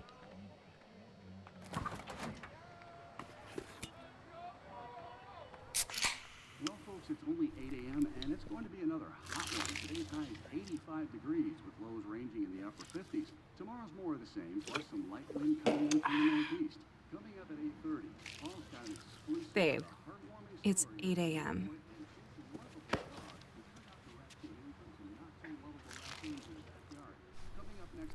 Fried chicken, better with Pepsi. Whether you're a contractor or do-it-yourselfer, Sunbelt Rentals is committed to making it easy to get the tools and equipment you need. With a vast network of locations across the U.S. and Canada, no one brings more yes to your project. Our broad inventory and dedicated team of experts makes equipment rental absolutely available, positively reliable, and unquestionably easy. Visit sunbeltrentals.com to reserve your equipment or find a location near you. It's bow time. The workday might be ending, but your family's hunger is still gearing up for the night shift. Now you could unload groceries, chop, dice, mince, preheat, heat, slap around the smoke detector, and then celebrate with a big old pile of dishes. Or you could just drop a big bow box on it. Because when you can feed the family with 12 Supremes, fixins, biscuits, and tea, you can clock out and still spend some well-earned quality time with a delicious dinner. It's bow time. Hercules Tires is the presenting sponsor of tonight's Big South broadcast. Hercules Tires, right on our strength at HerculesTires.com. Good crowd attendance tonight. It's Buies Creek Elementary night. We are in Buies Creek, North Carolina, so a bunch of local students and kids enjoying the ball game. And what they've seen so far is a resilient Radford team take the early 5-1 lead.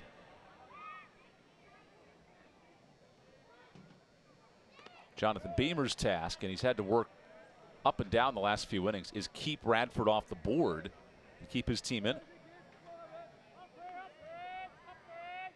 How would you assess his performance? I think it's been decent. I don't think it's been great by any means. What I don't understand is those last 2 pitches are a great example of Beamer. His misses are huge, and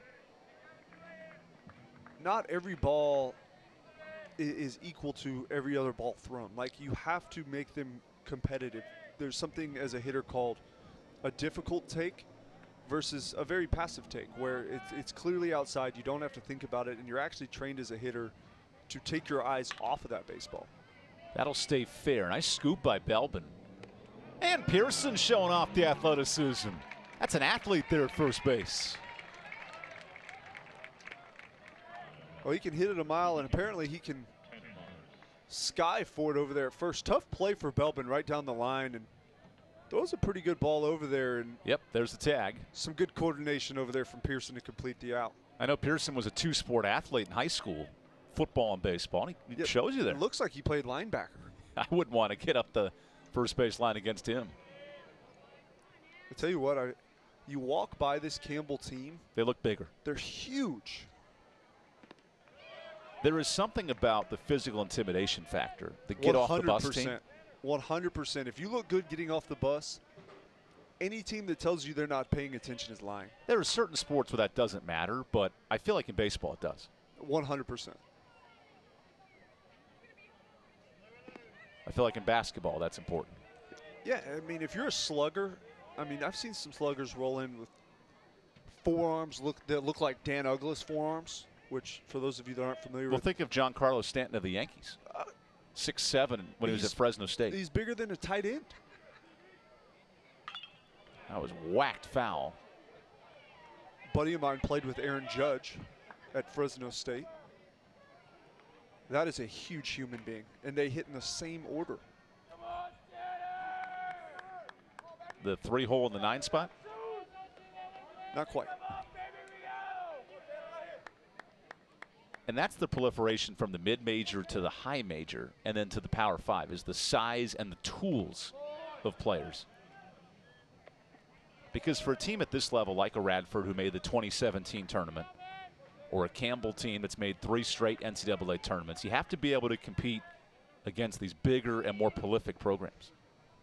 You do, and I think Campbell's finally able these last few years to dip their toe into that talent pool and get some of these just big physical guys. Keeler is huge. Ball jumps out of his hand. Cam O'Brien, huge. I mean, everybody that steps on the mound is 6'2 plus and low to mid-90s. And that's a good take. So a leadoff walk for Tanner Bars, a 1-out walk, in fact. He's walked 3 times in 3 at-bats. That's practicing your virtues. It's not a bad night. The Radford program record is 5 walks in a single game. I don't know if he'll get there, but something to keep an eye on. That record is 15 years old in Highlander history.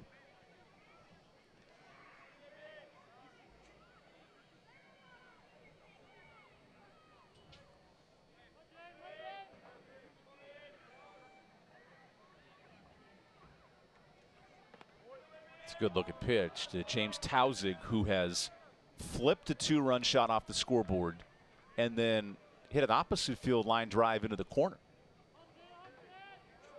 When you talk about large players, he's a large player in that box. Definitely a presence. I was fortunate enough to get to see him take some BP before the game, and the at pop is there. 6'6", 230. I mean, that's huge. You're not getting cheated in the weight room or the cafeteria. He was riding a 4-game hit streak entering the series. He did not keep it alive last night. However, it boomed with 2 big swings today.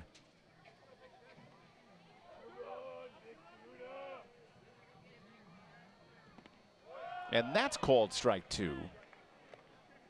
Isn't that the neat part about baseball, though? 6'6", 230. Netto's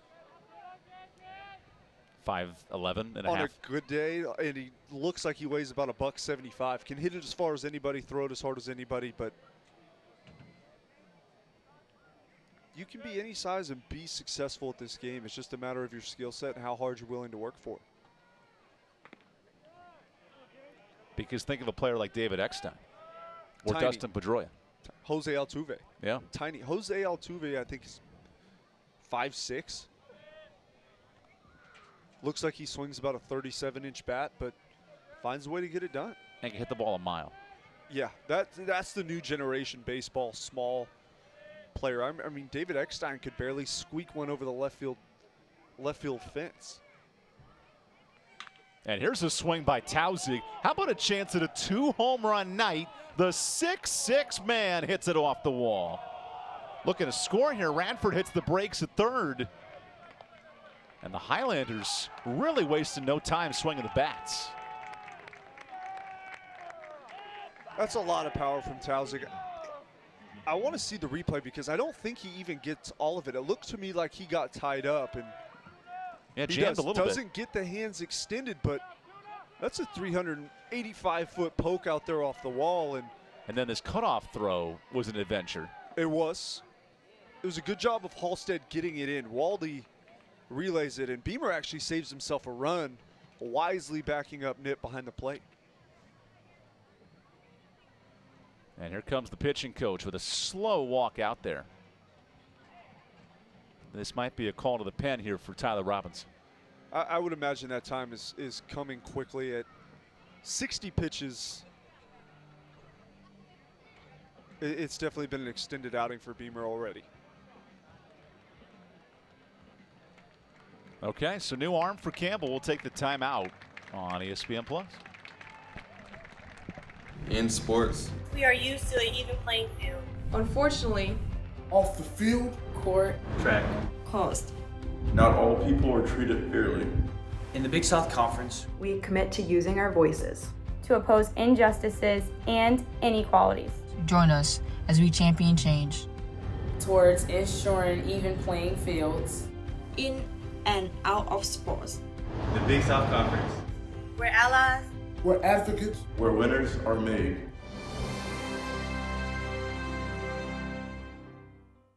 There's not a secret to what actually happens behind the scenes at a bank. Here at First Citizens, we're trying to educate the client in each step of what's actually going to happen and actually have them make the educated decision around what steps and what options they utilize. We want to become that trusted advisor that actually guides them down that road, helping you reach your goals. That's Forever First.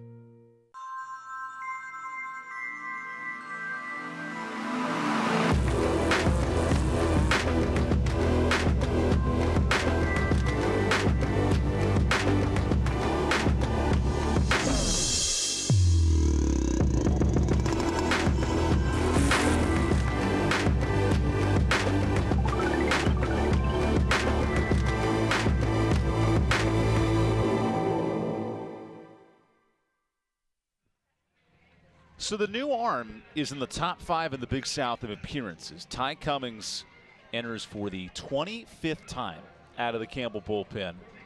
Remember, the Campbells do not play until next Thursday in the Big South tournament. Cole, you're queuing this up as a tune-up outing heading into conference tournament action.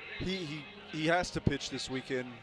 Now's as good a time as any. He has been an extended reliever for Campbell, often pitching a lot later in games, but you never know what tomorrow's going to look like. This is a great opportunity to get him in there, run that pitch count up, try to get him through 2 or 3 innings possibly, and just make it a normal weekend work to where his arm will respond accordingly. He can go back into his sequencing early next week and be fully rested, but not necessarily out of sync when the tournament starts midweek next week. Campbell will play at 11 a.m. on Thursday, and they'll have the tournament bracket works. They play the winner of a play-in round, 4 and 5, which we don't know who 4 and 5 is right now with 2 days to go. So that makes it really fascinating. It does. What else makes it fascinating to me is the 11 a.m. start time. Not a start time that, I mean, you may go seasons at this level without starting that early in the day, and some guys are sluggish in the morning, some guys aren't. I think, which means you have to get to the field by 8:30 or 9. Without a doubt. Maybe earlier than that. Breakfast will be around 5:30, 6 in the morning. It'll be different, and it's going to be important for guys to be able to react accordingly, but I can promise you Coach Hare will have this team up before the sun comes up on that day. Do you try to simulate that at all? Do you prepare for it tomorrow and do an early call, or how do you try to get ready for that? I would imagine they're prepared for it by AM weights, so I would imagine that Campbell. And at that point, they have to be at a weight room starting at 6 a.m., not just awake. Correct. You know, they're awake awake before at 5. They're at the weight room by 5:30. They're stretching from 5:30 to 5:50, and then they're beginning their workout at that point. So I would imagine, I know in years past they've done early weights at least 3 times a week, sometimes 4, depending on what point in season they're at. But that's probably the best preparation they'll have for their early start. That's a good stop by Grant Knipp. And here's Radford. We talk about starting fast. 5 runs in the second. This is the inning Radford could not do yesterday against Harrington. Any insurance to bulk up that lead. If they can get to 7, they're in the driver's seat of this thing, and they got one of the best arms out of Campbell's bullpen. It's a great opportunity for them. Infield in, high stakes, big moment. The 2-2 is swift. Ty Cummings continues to mow down hitters. He leads the Campbell pen in strikeouts with 35. You talk about elite stuff. That's a 94-mile-an-hour sinker. I mean, that ball, the vertical dive on the fastball, it's not at 87. It's a 94-mile-an-hour pitch with that kind of movement. That's elite level talent. That's a big-time fastball. So now 2 outs in the 5th. And here's Ryan Gilmore, who goes after the first pitch. This should end the inning. What quick effort for Ty Cummings, escapes 2 men on and keeps the deficit at 4. We're halfway through game 2 of this series. Radford's out in front. It's bow time. The workday might be ending, but your family's hunger is still gearing up for the night shift. Now you could unload groceries, chop, dice, mince, preheat, heat, slap around the smoke detector, and then celebrate with a big old pile of dishes. Or you could just drop a big bow box on it. Because when you can feed the family with 12 Supremes, fixins, biscuits, and tea, you can clock out and still spend some well-earned quality time with a delicious dinner. It's bow time. Whether you're a contractor or do-it-yourselfer, Sunbelt Rentals is committed to making it easy to get the tools and equipment you need. With a vast network of locations across the U.S. and Canada, no one brings more yes to your project. Our broad inventory and dedicated team of experts makes equipment rental absolutely available, positively reliable, and unquestionably easy. Visit sunbeltrentals.com to reserve your equipment or find a location near you. We are not merely an institution of higher education. We are transforming lives and empowering students to become leaders. Leaders in our communities, in our state, and throughout the world. Leaders in innovation. Leaders in service to our neighbors. Join our movement. Join our community. Join our mission. Lead with purpose. Lead with Campbell. So this is where you give credit to Radford's pitching staff. They've held an offense that's hit 103 home runs to 1 run. How has John Holabetz quieted this prolific offense? He's been in attack mode. He's located beautifully. I know there's been some wild ones mixed in, but in large part when he's in the strike zone, he's right where he wants to be. He's on the corners, he's mixing high and low, and he's been able to dump that off-speed pitch, the big breaking ball over early to keep Campbell from attacking him, just like that one there. And then he's mixing in his fastball at different times. His sequencing has been great. Faces 2, 3, 4 in this Campbell order. Lawson Harrell sprays this into shallow right. That drops down for a base hit. Great play by Gilmore to keep it a single, and it's a leadoff hit. It really was. Gilmore, tough play for a first baseman. Ball flared directly over his head. The second bleeder we've seen kind of out there into right field, and he does a great job of getting back to that baseball. Big round of the base from Harrell, looking to initially, but with that good defensive play, definitely saved his pitcher 90 feet on that one. That's Harrell's 45th hit of the year. And here comes Zach Netto. Not only trying to keep alive the hit streak, but continue what's been a all-conference season. .390 batting average. And he may have just missed this. Wait, no, I'm wrong. It's a 2-run shot for Zach Netto. Cleared the center field wall with tremendous power.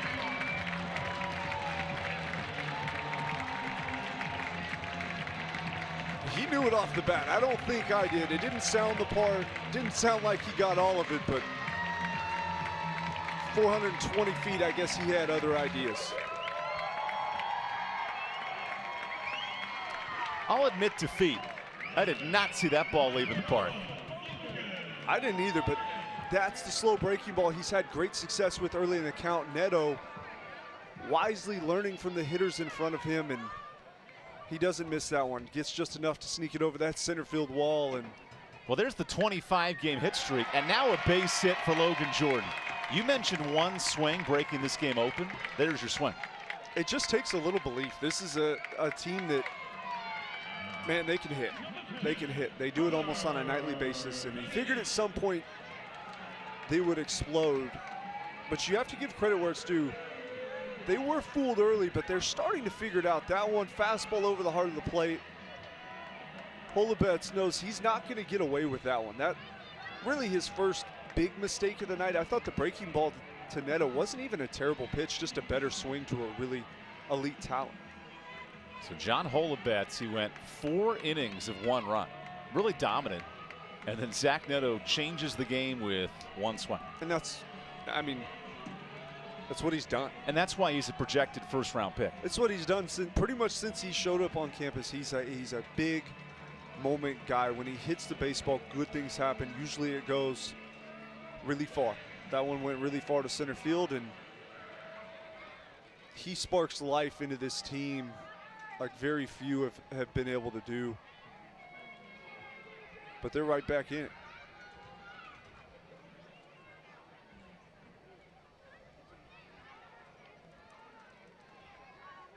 So here's the pitching coach for Radford, a staff that had struggled all year, Damian Stamberski.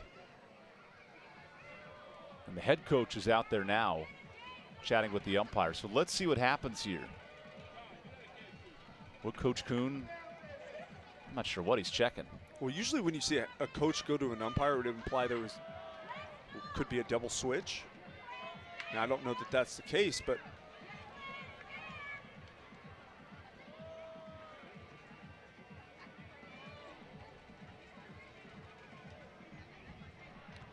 do you leave your young arm in at this point? See, this is where I'm confused because Holubets has been the best option for Radford. He's going to leave him in there. I think there's, in my opinion, there's no right decision to be made because Holubets has been the best option, and it hasn't been close. He's been very, very good tonight, but he is showing signs of fatiguing. He's showing some misses that we haven't seen from him so far today, but you do have a 5-3 lead, and he's been pretty good. First signs of being touched up have in large part been this inning, and I don't think you feel comfortable going to a shaky bullpen with a 2-run lead when you're trying to build on something the last series of conference. So more attention over there to first base. Remember, it was 5-1. Holubets was amped up, walking off the mound with a lead, and things have changed. We noted Campbell's offense scores 9 runs a game, so we knew it was coming. Maybe not in such a short burst with the Harrell base hit, the Netto moonshot, and the Jordan base hit. I can't get over how far that baseball went to center field. I was completely fooled. Like, I want to see a replay again at some point because that ball shouldn't leave the park, and it was crushed. It was impressive. It wasn't a bad pitch. It's a breaking ball. Yes, it was a little up, but outside half at least, maybe outer third. And it's hit 420-plus feet to center field, and it didn't even sound good off the bat. I don't think he got all of it. So Connor Denning hits with still nobody out. And that's why this offense is tough to get out. 104 home runs as a team. Combine that with 100 doubles, and it is a power-heavy lineup. It is. It's power-heavy now.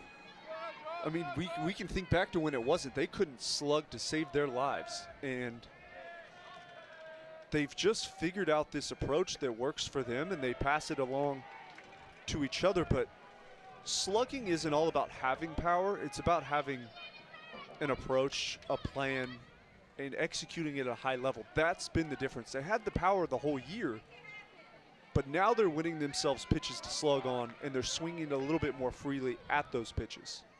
And it opens up a hitter like Connor Denning, who in conference play is hitting .412. In the non-conference, he was hitting in the 250s.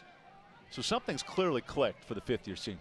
Well, I think for Denning, he's become more patient. He's become more disciplined in looking for the pitch to slug. I think guys like Jordan and Pearson, to me, have opened it up. They were not slugging early in counts on breaking balls. They were very heavy takers of decent pitches to slug because they were off-speed pitches.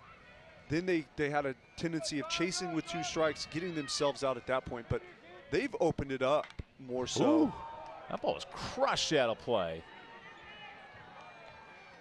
So balls are getting hit hard in this 5th inning, and this is now the 3rd time around the order. It's fun. It's a ton of fun to see the transformation. If you really pay attention to baseball, played at a high level, it's not boring because you watch guys work through at-bats, eliminate pitches, and find themselves a plan and earn success. In this game, it's not given. You have to earn it, especially with good pitching on the mound, and that's what they've seen tonight. And Denning chases for the strikeout. So great response from Holobets. That's a huge response from a young arm. You give up the home run, you give up the 115-mile-an-hour line drive. I mean, it's a big swing. Mr. 2 knew it. Mr. 305. We did not. That ball was gone by 30 feet. It was. And Netto's got more home run swag than any player I've ever seen. I mean, he knows it.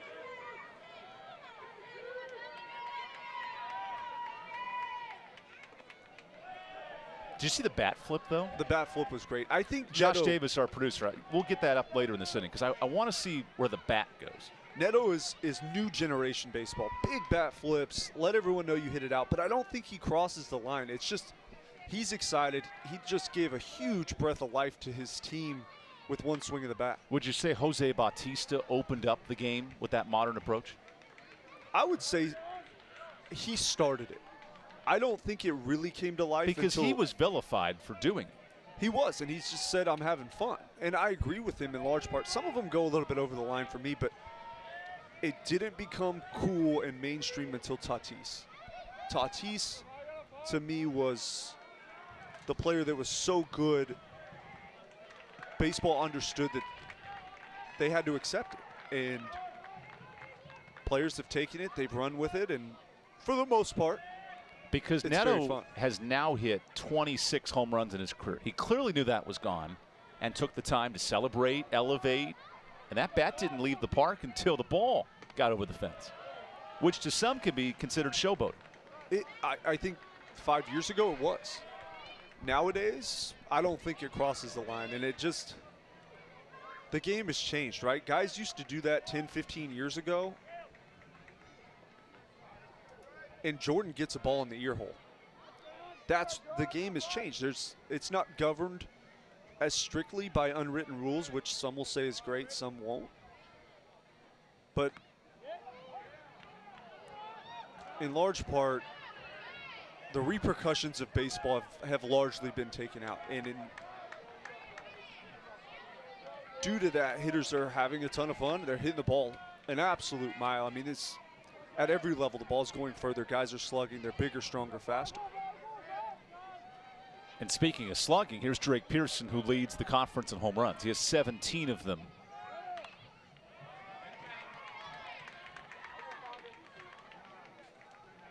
This is where Holobets has to be really careful. He gives up the 2-run home run, and he's one pitch away from all of a sudden Radford's momentum being sucked out of the building. And I would think this would have to be the best start of his college career. I mean, you go against a team like Campbell. Given the opponent. 3 runs. If he gets out of 5 innings, giving up 3 runs, I think that's about as good as you can ask for. And a walk extends it. So 2 on, 1 out. And Zach Netto, I tell you, he has changed this inning and has changed the life in this ballpark. He has. Let's take another look because it's that good. And there it goes. But let's take a look at the dismount and. Ooh, the behind the back flip. I like it. I don't trust myself to flip a bat. Well, I was going to say, does he know where the catcher is here? Does it matter if you go 430 dead central? Now that was crushed. That's a hell of a bat flip, by the way. Oh, top notch. Tweet especially it. Davis Dupree. You're right over here. Tweet it out because that was cool. The reverse bat flip. The reverse behind the back flip. But controlling it. I mean, it didn't go too far, didn't go too high. I mean, if you really think about it, how many things can go wrong flipping a baseball bat behind your back? What if the ball doesn't leave the yard and you're about to flip too? I mean, there's a whole equation to it. That ball, if you're going to flip the bat behind your back, that ball has to go out of the park. And he knew it on contact. Now, I didn't know it. We got fooled. But he hit it out of the park. Yeah, I was fooled with you. You're not alone in that booth. I was thinking, oh, pop up to center, got under it a little bit. Now, his longest home run's 422 this year. That was at Liberty, hit it over the center field batter's eye. You could argue that might be farther. I got to check with yeah, I want to know. I want to crew. get the official stats on that one because I have it around 420. There's a swing and a miss. And a gifted stolen base. Double steal as Grant Knipp is retired on the strikeout. Kimball does that more than any other team in college baseball. They double steal. You'll see them fake bunt, double steal. They are so aggressive on the bases. And yes, there is a strikeout, but no chance to throw out the lead guy. It's the correct decision to throw down to second, but Pearson with a heck of a jump, also able to sneak in there safely. And that goes back to Justin Hare's theory. He would rather steal third than steal second. Correct. And it's because they work on it so much. They have their own theory on base running. They have their own way of going about it, and it works at a very high level. Ooh. Almost. Wait. Too high. Too high. I don't want to see him get hit in the head. Okay. Look at his teammates. They're egging him on here. Mid-thigh. Mid-thigh. I think Justin just asked, did it hit him in the helmet? You got to break a record. Look, he knows it. Okay, so players do know their stats. They don't know all of them. But they know that one. But they know that one. He is tied with Jimmy Brenneman from 2011 for the most hit by pitches in program history. 58 times. Okay, now he's thinking about it a little bit there. That's where it gets you because that's a hung breaking ball right down Main Street, belt high.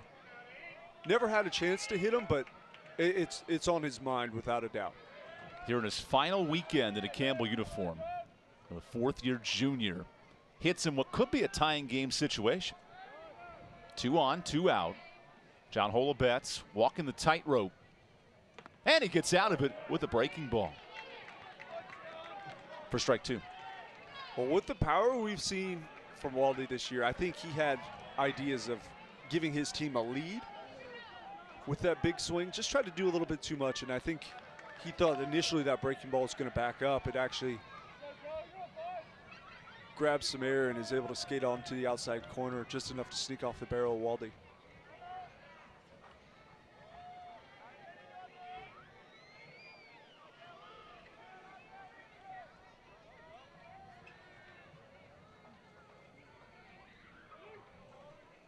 So the at-bat continues here to Arias. 1-2.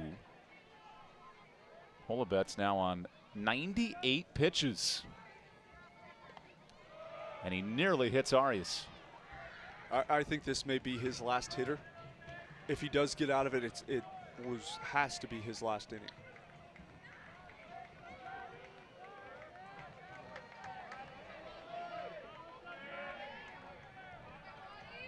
After a 2-run home run by Netto. Got Campbell right back in. And here's Arias on 2-2. And he takes it down the middle. John Holobetz limiting the damage to 2. And Radford keeps a 2-run lead through 5.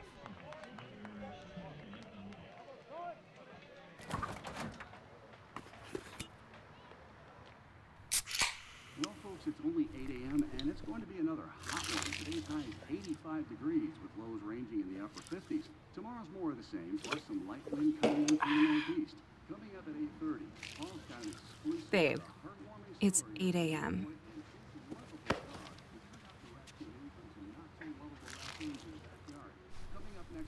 Fried chicken, better with Pepsi. Big things are happening this year across the South, from the mountains to the coast. The fast are getting faster. The strong are getting stronger. And the best is getting better. Get ready to raise your expectations. Get ready for something big. Ingalls, a proud sponsor of Big South Sports. The world needs more thinkers, more doers, listeners, and leaders. It is our mission to create and nurture students who are responsive, a future that is resilient, and Highlanders who are real. This is Radford University. So Zach Netto changing the game with a 2-run home run. He's part of a duo that's won 7 Players of the Week, Netto and Harrington. Really 2 dynamic players, and then Rojas and Bryant. They've been efficient, but maybe not to the level of these 2 Player of the Years.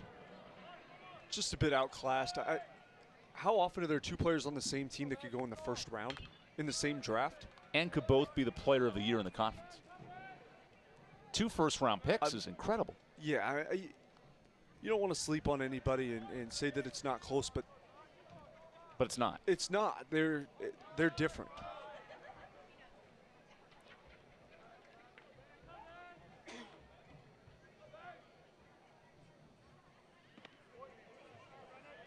The question is, where will the 2 get drafted and how high on the board will they get selected?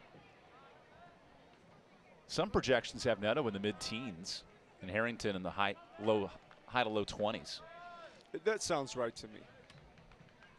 Which of the 2 would you prefer to have? Well, it depends on what I need. I would take Netto. So you want the shortstop over the pitcher?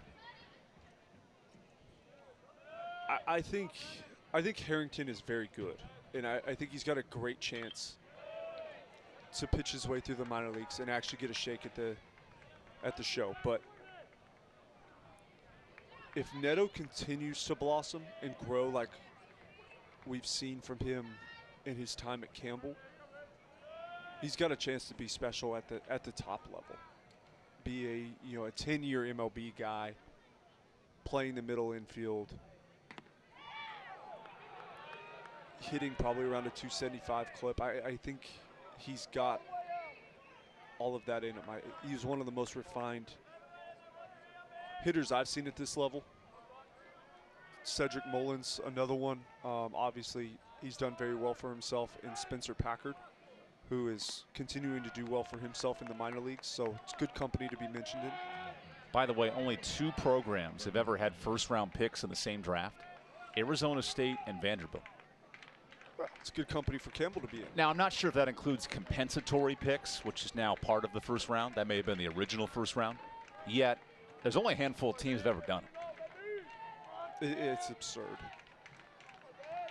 Fun to watch. We've been spoiled. Yeah. Jinx. You owe me a Coke and a first-round pick. Who are you taking? I'm taking the pick. You take the Coke. Ty Cummings remains in the game against Cameron Pittman, who looks to bunt, pushes that foul. I think Cummings will be a draft guy.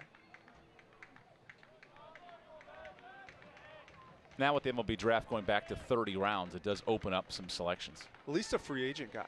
I mean, to me, he's a less refined version of Harrington. Now he has 1 year to go. Right. Before he's draft eligible. He's a less refined version of Harrington to me. Stuff is very similar.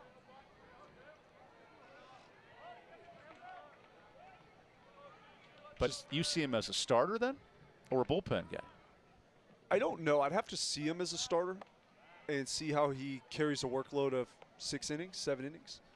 But the fastball, low to mid-90s, he wants to sink it. Breaking ball, the sliders are similar. I know Harrington also has the big curveball as well. But Harrington's he's more polished. That's the big difference in the 2. Now, with that arm angle for Cummings, I don't know if he could throw 100 pitches every five days. It's all about the body. People are starting to do science on the delivery, and you throw the baseball essentially with your core. It's all about stretching the band, the kinetic band, I guess is what they call it. I'm not a scientist. But until it pops and you have Tommy John. Well, you protect it with your core, and if you throw properly and your shoulders are built, your back is built, your core is built, it's a lot healthier. So depending on the strain, in full motion, I can't tell you how. So a throw is more about core strength and torque than it is about arm strength. Correct. I mean, there's an arm strength element, but it's all about timing and sequencing of body parts. And it actually moves very similar to the hitting piece. It moves very similar to the golf swing. All those things. Explains my golf score. So that's fouled off. Mine too. But the power comes from the ground, and then it transfers up through the body. And if you time it all up properly, there's free velocity that most players don't take advantage of. And that's why if you're a slap hitter, you have less of your body on the ground. You would then lose your ability to hit it far. Right.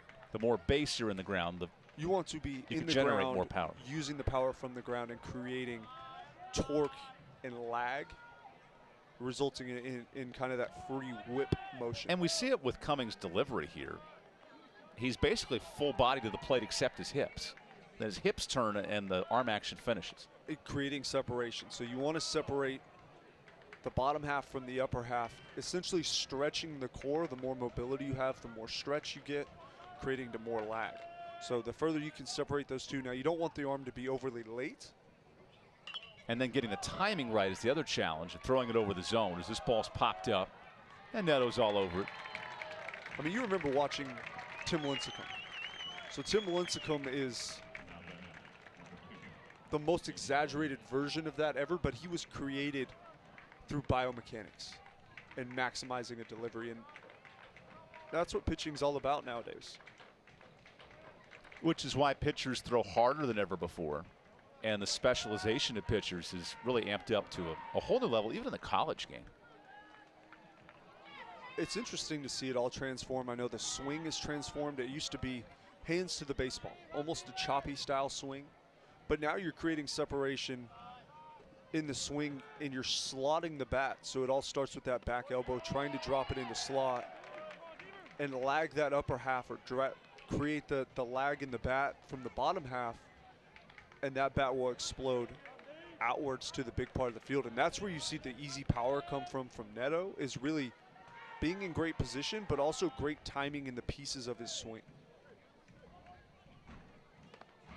He went on the check swing, so it's 0-2. And I think the home plate umpire, Moffitt, there called it a strike on location, not the swing.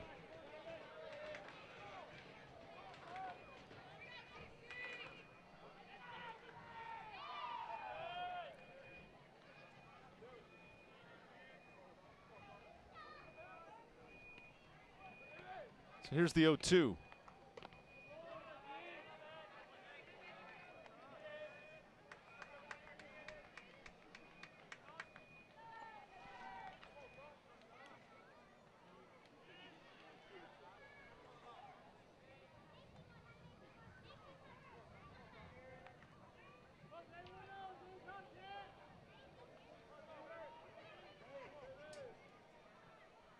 It's a good battle by David Bryant, able to fight it off.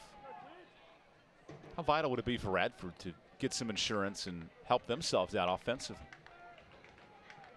2 runs is about as uncomfortable as it can get. Your closers aren't comfortable.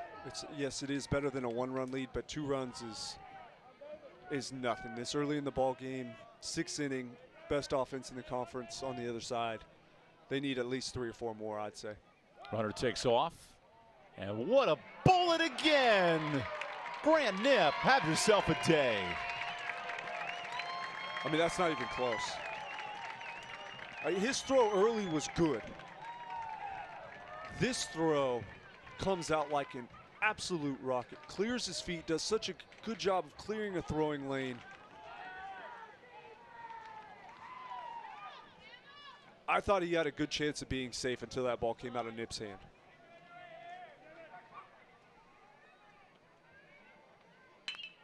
And a base hit extends the inning. So that would have scored a run for Radford, not for the great effort by Nip, and that shows you how close this game can be. Definitely run-saving throw out there from the catcher, but also if they don't steal, now they would have had 1st and 3rd. I know you play the guessing game, and we could do that all night with the hypotheticals, but I'm in the business of hypotheticals. Fair enough. Humor me. I don't agree with the decision to steal there. I understand why they did it, but seeing how well Nip throws, there are also pitchers that are not good on their set times, and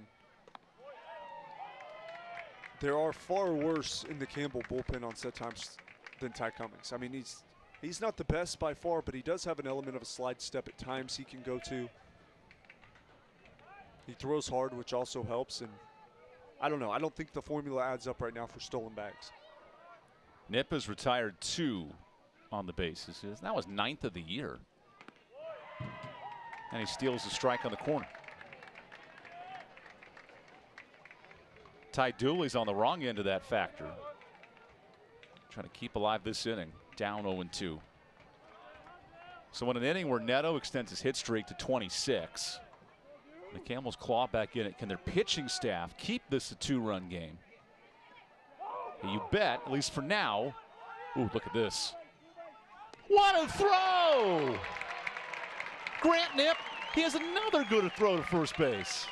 That was unbelievable. Playing to carry him off the netting, and another laser from the catcher. We go to break. My goodness, we'll show you that replay after this. It's bow time. The workday might be ending, but your family's hunger is still gearing up for the night shift. Now you could unload groceries, chop, dice, mince, preheat, heat, slap around the smoke detector, and then celebrate with a big old pile of dishes. Or you could just drop a big bow box on it. Because when you can feed the family with 12 Supremes, fixins, biscuits, and tea, you can clock out and still spend some well-earned quality time with a delicious dinner. It's bow time.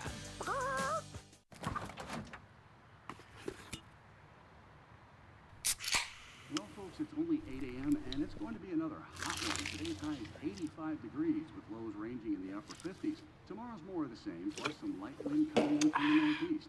Coming up at 8:30, Paul's got an exclusive Babe, heartwarming it's story 8 a.m.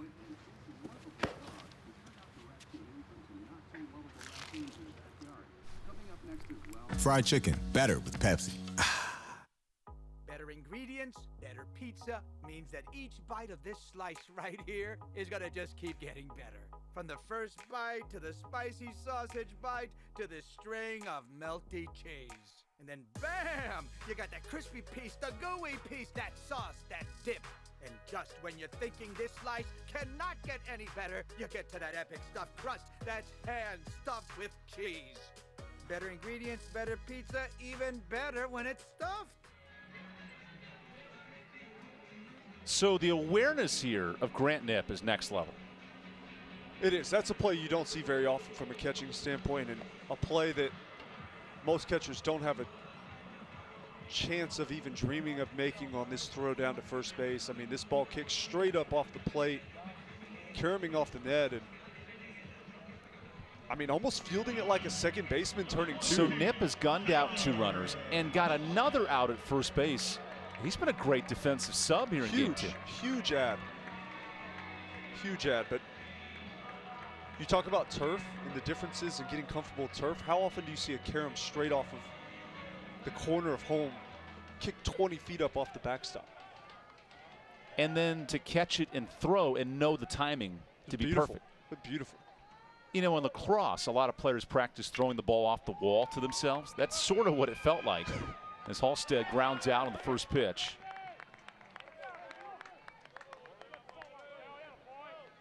New bullpen arm for Radford, and this is where the Highlanders could try to make things happen. Ty Burton comes in, 30th inning of work, a little submarine action. That's a nice play by Bryant, the shortstop, shifting over. No such thing as a routine ground ball with the speed of Halstead. So great job of ranging over that baseball and gunning him out at first base. And here's Jared Beldon, the top of this Campbell lineup.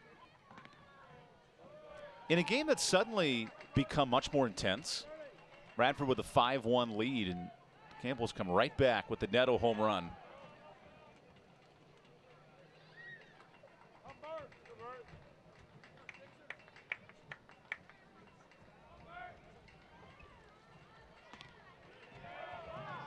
How impressive was Holubets, though? I mean, very good, very good. Does give up the blast to Netto. What impressed me most was how young he is, settles down and escapes a jam that could have flipped this game on its head. Campbell had a chance to crawl their way back into this game and showed a lot of composure out there to clean up his inning and get through the 5th.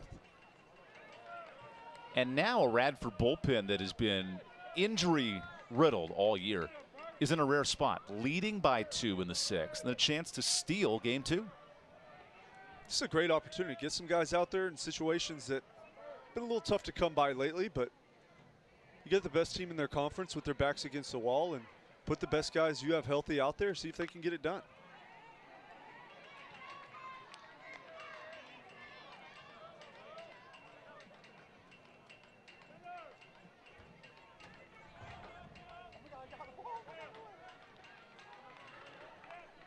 A little bit of orchestra music midway through this game. I was hoping for a little more life in the crowd with hundreds of elementary school students here tonight.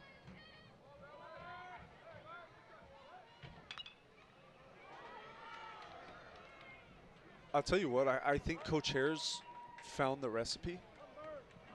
Not only for good baseball, but for filling up a stadium. Home runs and fireworks. I mean, which one could complement the other very well. Fireworks during the game, and there's going to be fireworks after. Stick around. And Netto's going to hit one towards the fireworks in dead center. Right. He's going to have a great bat flip, and you're going to have a heck of a time as a fan.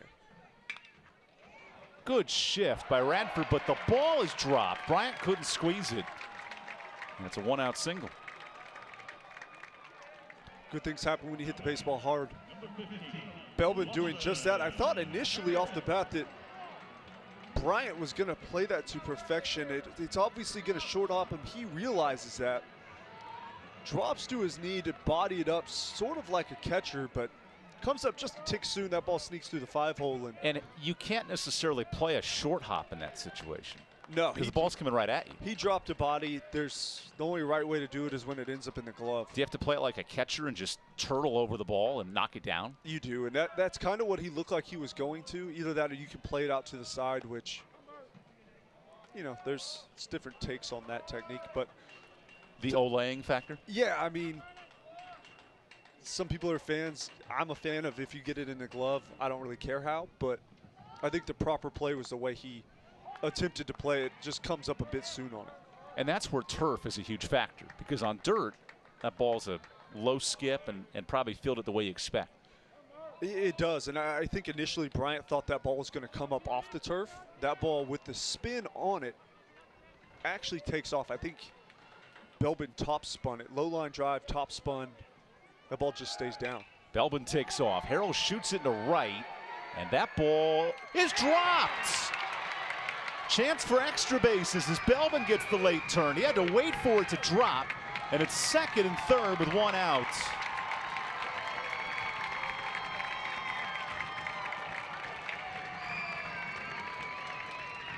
There's a few interesting things going on that play that we're going to have to look at. One, Bagwell covers a ton of ground, I think more than he thought. The ball creeps up on him, but it gets away. Good base running. Beldon going 3 all the way. Harrell kind of inching his way along and following him, but you sort of playing traffic cop too. Exactly. You're just following the guy in front of you as long as you can. But what I saw was interesting, and it came from the second baseman, Dooley. You can see the frustration and the desperation of Radford. He turned around. I don't know that he yelled at Bagwell, but there was a display of emotion, and you can see how this season has gone for Radford in that moment, all wrapped up. They thought they had one. Radford at 8-14 in the conference, eliminated from the tournament. Exactly, and dying to get this one. How much does a game against Campbell mean to them? It means that much, where displays of emotion are coming out in the bottom of the 6th inning with a 5-3 lead. It still means something to them. So I think our questions are answered there. Can they weather the storm now that things have gotten away from them a bit? And fresh off his 14th home run, Zach Netto hits as the go-ahead runner. And we talk about fireworks. He delivered last inning a 400-foot missile into dead center. Netto had 12 home runs as an All-American freshman. He surpassed that here in year 3, redshirt sophomore. Facing the new arm out of the pen in Ty Burton.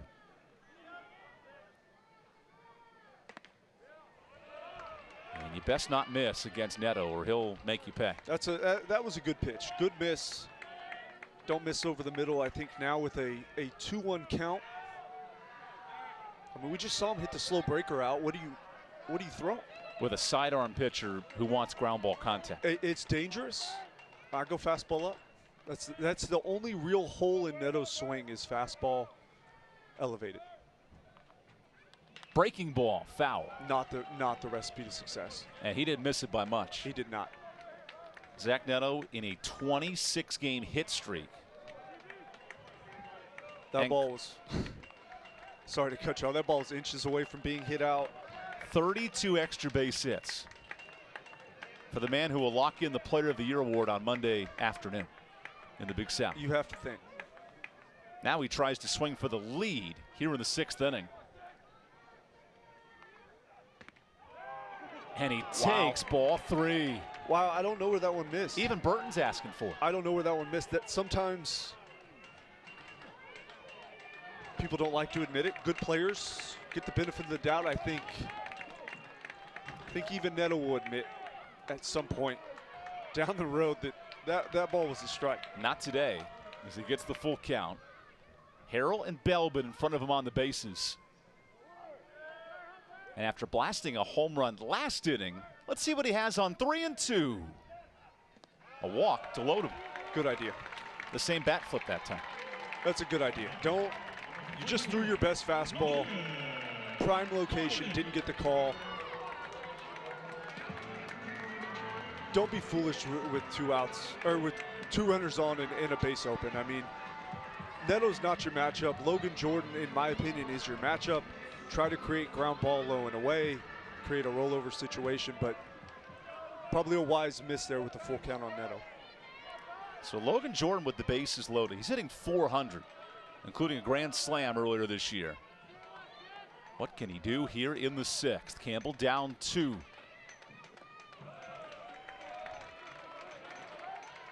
And despite the quality start from John Holobetz, Ty Burton is now right back in the thick of things here in the 6th. Campbell's impressive in the middle innings. I think that's when they seem to settle. They're not awesome early. They've been okay. But they just seem to figure out kind of their approach, start gelling in these middle innings.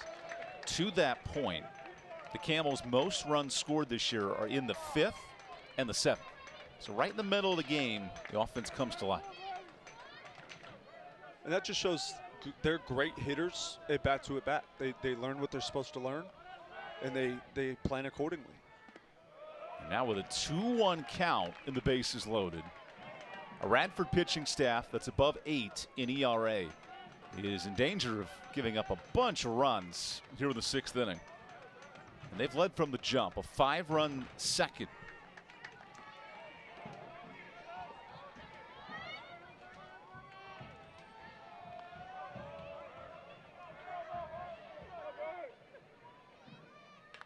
The 2-1 lofted to right, and it's dropped.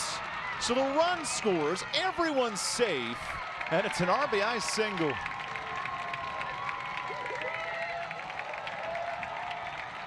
Sometimes it's better to be lucky than good. This ball with an exit velo of about a whopping 12 miles an hour, but just finds its way in there. Great effort from Dooley, the second baseman, as that ball kicks away. The same player who's shown a little bit of frustration. He wants it. You love it from a freshman. You can always teach a kid to, you can put the reins on and give him the brakes, but you can't teach the want and the gas and just go. He has it. Gonna have to rein it in a bit at some point and refine it. He'll become something very special if he's able to do that, but I love the effort from the second baseman. So here's Connor Denning. The bases remain loaded. And Denning's hitting .500 with the bases juiced. This lineup just gets better. And he's hitting from the left side. Not a favorable matchup. And there's where Ty Burton will really have to be careful. I know the stakes are a little bit different. In a 1-run game. But did that remind you a little bit of a Luis Gonzalez, Mariano Rivera situation? Stakes were drastically different. Just a bit. These teams have their matchups and seeds all clinched, but I know what you're saying. Right. Very similar. The bloop base hit over the shifted infield. Right, because if he's playing standard positioning, that's a catch. And now, head coach Carl Kuhn makes the trip to the mound. Him and Damian Stamberski work hand in hand with the pitching staff, and I think a change is in order here for Radford.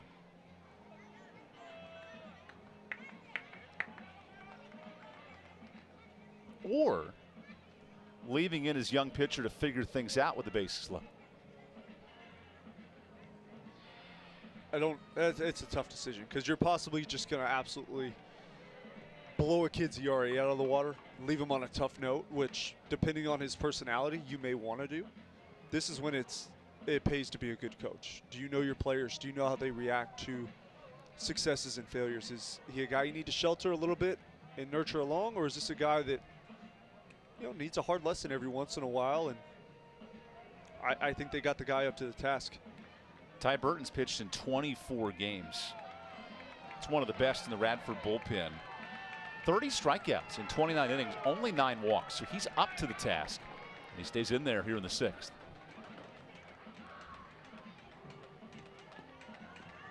Now you got to prove your coach right, of course, and get the job done. You do.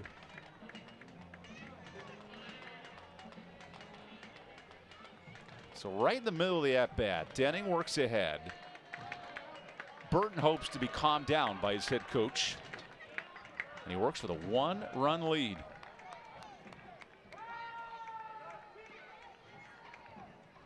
Now lined into right. That is caught. And the tying run scores on a sacrifice fly. Not the worst result for Burton. Yes, that ball is absolutely hammered. Probably has the velocity to go 450 feet if launched properly. But lined off on the cap of Bagwell, who does a great job getting over to it. Actually makes it a fairly competitive play at home plate, and also in the throw being low, holds Jordan at first. Really an all-around good play from the right fielder, and not the worst result from Burton. And that's why Bagwell's so deep. His arm is next level. It's a true right field arm. So Drake Pearson hits with a chance to give Campbell the lead for the first time tonight.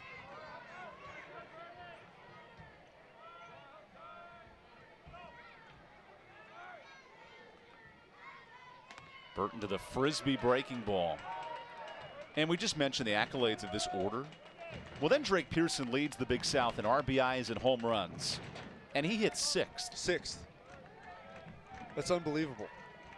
Now, it helps with the talented players in front of him getting on base. But he is doing the job. Campbell has all the riches of the conference right now. They have the Lexus, the Lamborghini, the Mazda, the Ferrari. I mean, it's a Dodgers lineup.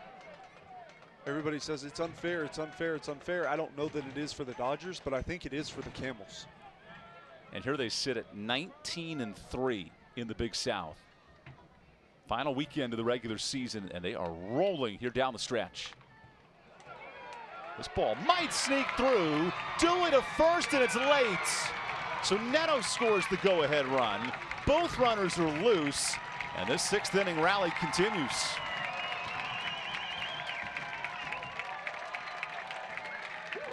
And 2 of the baseballs they've been able to do damage on.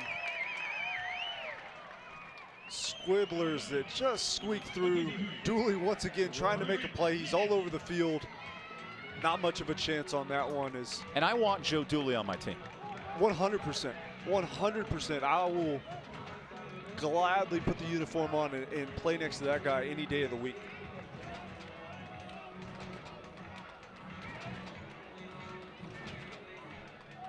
So 3 runs in the 6th, 2 more in the 5th, and Campbell has taken its first lead of the night. So here's Grant Knipp. And Knipp is a hidden power threat off the bench for Justin Hare. He has 4 home runs and 50 at-bats. Barry Bonds in his career hit a home run every 11.6 at-bats. Not comparing, but pointing out that that is Hall of Fame type numbers. It's very good. It just gets overshadowed so much when there's over 100 home runs as a team. And Babin, one more tonight. Babin, the I would say every night catcher, for lack of a better term, with double-digit home runs. There's not an easy spot in this lineup to win.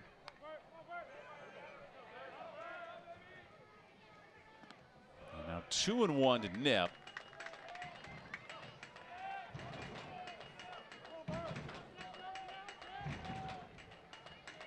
Pressure's on this Radford team. Got off to a 5-0 start. And it has been less than smooth sailing since.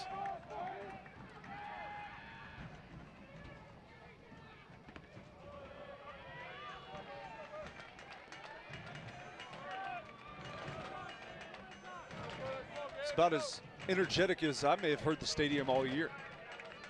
Final weekend of the season, and this crowd is finally engaged. They've watched an offense come to life with a 3-run sixth. And a big swing there for strike 2. It looked like Nip was really hoping to get that pitch, but never quite believed it. And Burton able to sneak a fastball across about 85 miles an hour over the big part of the plate.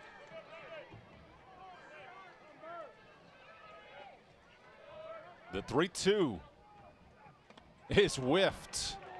Good pitch by Burton to escape the jam. Campbell regains the lead with a 3-run sixth as we head to the final third.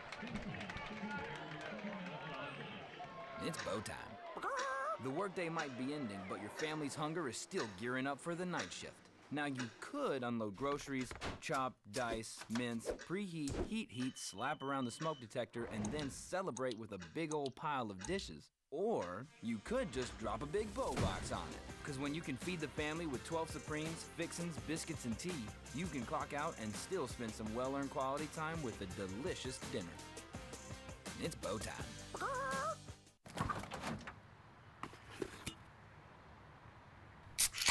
Well, folks, it's only 8 a.m. and it's going to be another hot one. Today's high is 85 degrees with lows ranging in the upper 50s. Tomorrow's more of the same, plus some light wind coming in from the northeast. Coming up at 8:30, Paul's got an exclusive. Babe, it's 8 a.m.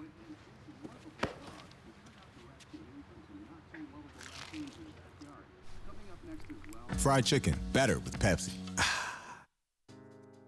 Whether you're a contractor or do-it-yourselfer, Sunbelt Rentals is committed to making it easy to get the tools and equipment you need.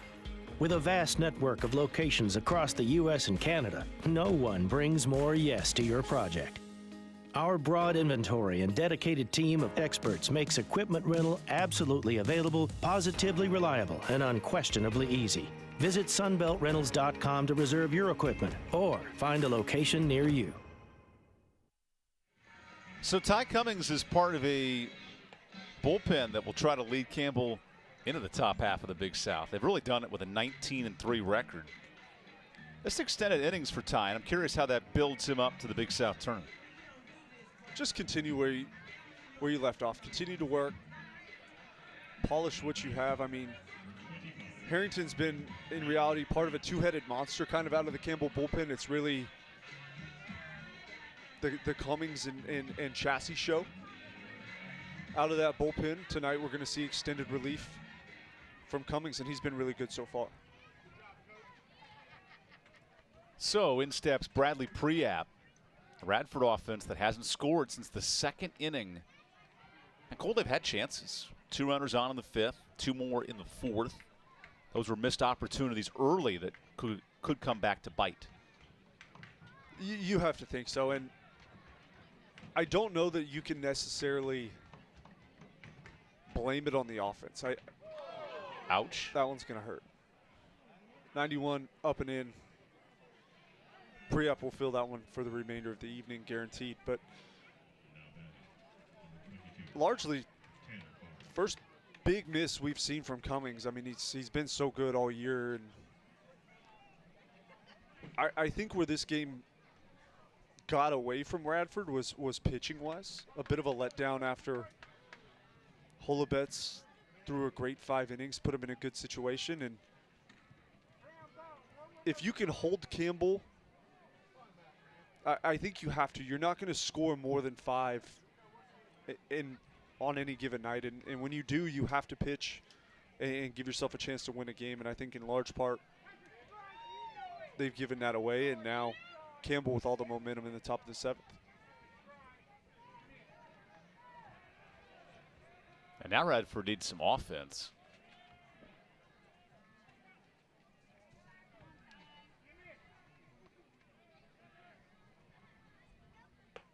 Because facing 92 with movement is a whole different challenge. As we talked about all night, Campbell's arms have the combination of electric stuff and power to really be difficult. They do. I think they've done a really good job, too, of utilizing their technology. Campbell's very into the numbers of not only hitting but pitching, and they're looking at spin rate. They're looking at maximizing not only the spin rate but the spin axis and what off-speed pitches benefit arm slots well. Are you spinning the slider at a better rate? So on and so forth, and they've done a good job of maximizing that, taking a guy like Cummings and just allowing him to live in large part on the two-seam sinker that he throws so well. He's going to throw the hard slider off of that, and you know, some of their guys throw four seams at the top and big 12-6 curveballs dropping them back in the zone, but they all pitch a little different, but it's giving them the best chance to succeed by the numbers. The Campbell staff that leads the Big South in ERA. Now that's one thing. The other is to take that to the conference tournament and to the regionals and pitch at a high level and not play 13 to 12 games every night. And I'm gonna one-up you on that one because I think you're exactly right. I think they should do it in the conference tournament. I think it's almost expected at this point for Campbell to go in. There's a strikeout. As Cummings looks great. Great breaking ball there for the K. I think they're expected to do it in the tournament. I think, can you perform like this in a regional? That, to me, can you execute the big pitch in a regional? Can you go face a host team at their home field and keep them, can you win a 5-3 ball game against one of those teams? And that's what they haven't done yet. And now James Tauzik, who's had as good of any swings of anybody in this park, maybe outside of Zach Netto tonight.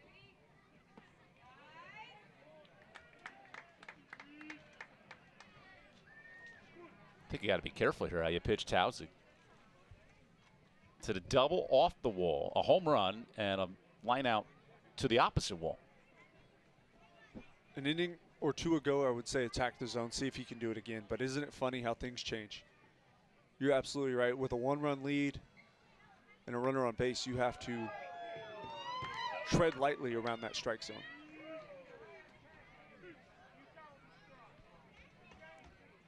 Now 2 innings of work for Cummings. So to your point, this is a gear 'em up moment for the conference tournament. That all starts Thursday.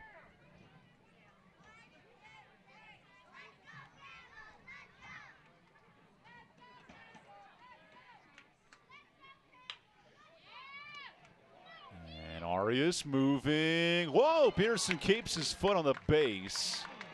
That was a good play all the way around. It was. I thought Waldy was going to get there off the bat. There was a little bit of indecision, I guess, on if he would get there. He does a great job. Pulls Pearson down the line, and he's shown some great athleticism over there at first base, just able to keep his foot on.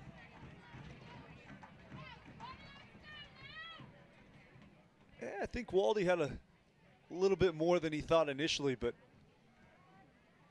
really nice play by Pearson. One of the few times Tauzik's hit the ball weakly, and it almost snuck through. True.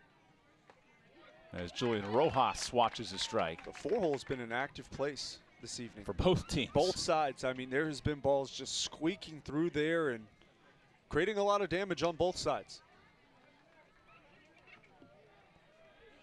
And that's why there's 17 combined hits in this game. A lot of offense.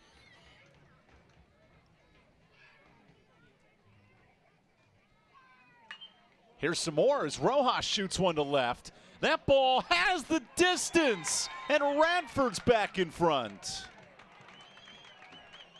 Well, just when you think you get off the hook and think you can hang that breaking ball, Rojas has other ideas. That ball lined off dead away left field, and what a lively bunch. Radford refusing to go away on a Friday night. Hang him and bang him. Julian Rojas with a home run in 2 straight weeks. That was the definition of a hanging breaking ball. Not much movement, just spinning in place, and Rojas had to be sitting on that pitch, absolutely crushing it. Radford had 19 home runs as a team entering this game. Well, they've hit 2 in the last 7 innings, so really working hard. And neither one of them cheap. Both no doubters off the bat.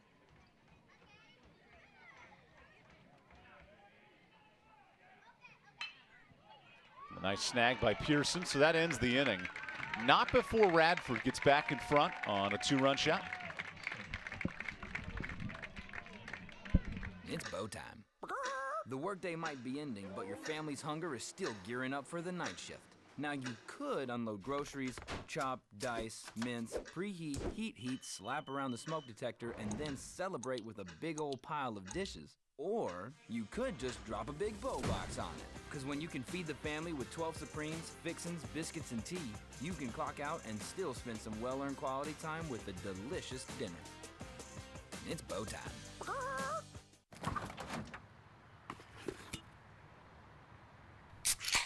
Well, folks, it's only 8 a.m. and it's going to be another hot one. Today's high is 85 degrees with lows ranging in the upper 50s. Tomorrow's more of the same, plus some light wind coming in from the northeast. Coming up at 8:30, Paul's got an exclusive Babe, heartwarming it's story 8 a.m.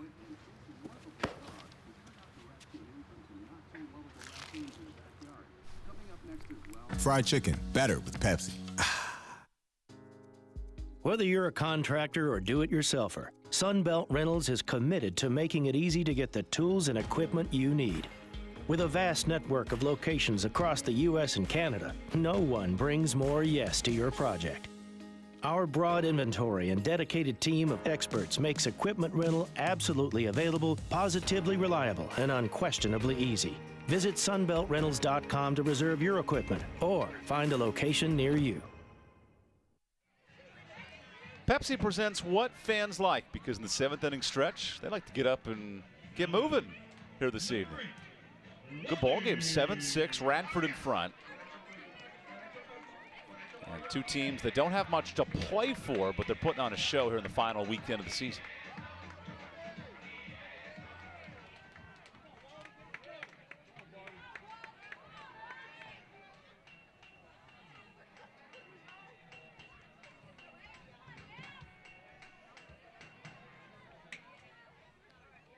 Nearly. No way that missed him. He's been hit 58 times in his career. And Arias seems a lot more focused this time around than his last at-bat, where he got distracted by the hit-by-pitch.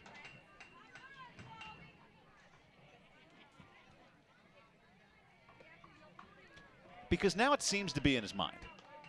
How do you get over this mental hump or hurdle? You have to get hit. Yeah. You have to get hit or almost look in so that ball doesn't surprise you when it's in.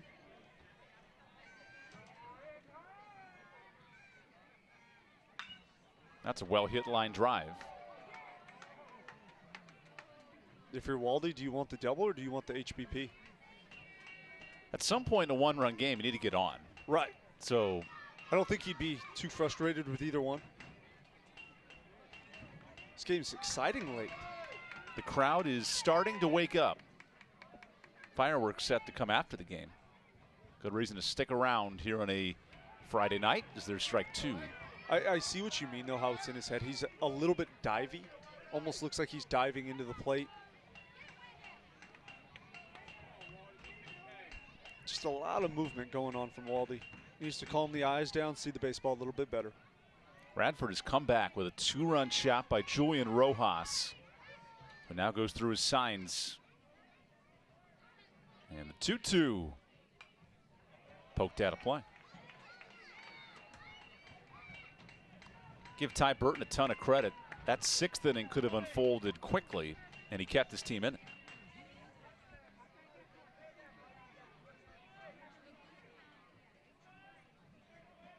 Burton leads this Radford Pen in strikeout to walk ratio, a 3-to-1. And he shows you with the strikeout. So that starts the bottom of the 7th. It's a good pitch, just a little bit of over-aggression from Arias, and I think if he could have that pitch back, he'd love to. That was a 5-zone fastball, a couple balls off the plate. And is that what you mean by 5-zone? Correct. So a 5-zone would be pretty much 2 or 3 balls off. It's what are the zones? What numbers? 2, 3 zone. Those are the corners. So the middle will be 2.5? No middle. Oh. Never called. It's never called. So if you miss outside, it's a 5. Is the inside a 1 or a 0? 2. Outside corner is 3 zone. Oh, and then 4, 5, 6. You don't really do them. It's really just 2, 3, 5. There's a lot of baseball lingo there. It's been a while. I hope someone's probably sitting at home like, did this guy actually pitch? But I was more of a night signs guy. Sometimes you didn't get. Yeah, where does this come up in meetings? Where do players talk about these zones and the numbers? So when you get to college, you're going to get, as a pitcher, I think we had 7 sign sets that we could receive from the catcher at any given time. If you don't memorize them, you will not pitch. You will not leave the dugout. You'll throw a bunch of bullpens and you'll do conditioning, but you will not go in a game. So it's usually winter homework. Halstead pokes one over the mound. Nice play by Bryant, but he couldn't hang on to it. So an infield single for Halstead. I think that has to go as a single. Such a tough play for Bryant. It's softly hit. If it's to the left of the bag or to the right of the bag, more routine. Still a tough play with the speed of Halstead, but this ball. With the positioning, too. Exactly. He realizes right now that ball's going to hit the bag. You have to go get it, try to get it before. Doesn't get his hop. It happens. Good aggressive play. Sometimes that's the way the ball bounces. That's the 3rd 3-hit game of the season for Tyler Halstead, who's surging in the bottom of this order. He, in fact, has the best average in the Big South in conference play of any hitter in the league. He's just the silent stud in the 9-hole. Hitting 9. Silent stud. You don't ever realize he has 3 hits in a game until you look back at the stat line. You're just like, oh, man, yeah, Halstead he's hitting pretty .510 in the Big South. It's ridiculous. And he started now 17 games. It's not a 2-weekend fluke. No, absolutely not. Good breaking ball there from Burton. When he first kind of emerged on the scene, started to take that outfield role, there was a little bit of an offensive flurry from him. As soon as he came in, I was like, well, will this stick around? Well, he had 2 home runs in his first weekend. Right. And I was like, will this stick around? I think we all kind of figured the power wouldn't. But 5'10" in conference is outlandish. He's done a great job, earned his spot. He's an everyday guy. And that was a position of need in center field. 100%. He's also stolen 20 bases in the conference, so that's an added benefit. He's a true center fielder. And Campbell did not have that before. They had Connor Denning, who was a converted catcher and infielder who played center field. Barely, nothing against Denning, but. There's a stolen base for Halstead. So 21. No surprise there. Denning's maybe a corner guy at best. I mean, he did a good job of adapting. Don't get me wrong. But he was never a center fielder. He just did it out of need, out of necessity, and slugged his way into the lineup, and that's where he played because nobody else could. Did he ever? Top 5 in the country in unbelievable doubles. Unbelievable hitter. But they're so much better now defensively with Halstead manning the position. Beldon gets hit, and that's in an awkward spot. So 1st and 2nd with 1 out. And no, he did not go on the check swing, which I find humorous to check that. That was the front door slider that inside of the knee. The knee buckler. Inside of the knee. That one, no fun. Been there, no fun. Last night, Campbell was hit 5 times by pitches. So they've been hit 2 more times tonight. That's 110 hit by pitches. Or sorry, 107. 107 hit by pitches. 107 free base runners. which over the course of 52 games, it's about 2 a game. You have 2 more RBI opportunities than you would otherwise per game. Which is why Campbell scores 8 runs a game, which is 12th best in the country.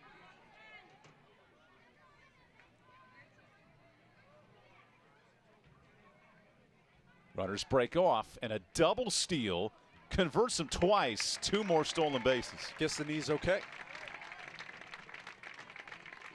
Adrenaline always kicks in. I think he knew it was coming. He's just trying to set it up. He's I'm going to lay on the ground a little bit on this one, and then Halstead and I are going to take second and third, first pitch.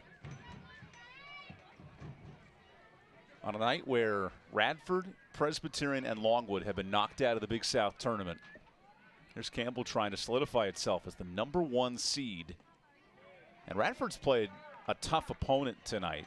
Highlanders have nothing to play for, eliminated from the tournament, but showing a lot of heart. They are. We've seen the emotion. You can feel it. They want it. It's as competitive a game as we've seen played all year. 1 run late. I'm actually surprised the infield is back for Radford in this situation. And the 3-0 count, you do take the risk here of walking Harrell to load the bases with, guess who, Zach Netto next. Yeah, not the end of the world unless Netto's on deck. That's a great plan to walk the bases loaded. Oh, wait. The man who's hit a home run already tonight is up next. Yeah, I would cook one right here. And instead, ball 4 to load him up. We told you fireworks were coming tonight, post-game. So, a little taste of the firework equation. Here's Zach Netto.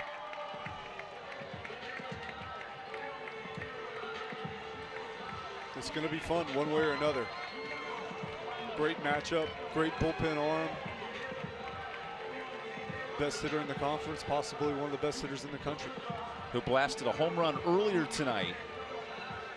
Now we're in for a show.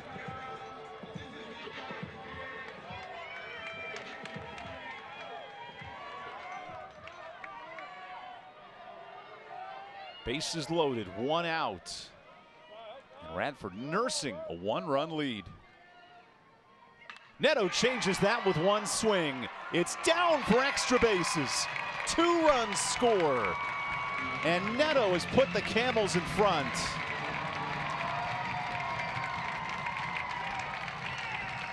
But you just kind of knew that was going to happen. No open base. You have to pitch to him. No room for error.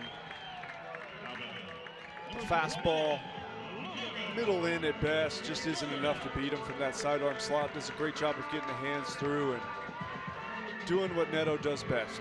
Extra bases in big situations. The Camels' most clutch hitter, you could say? By far.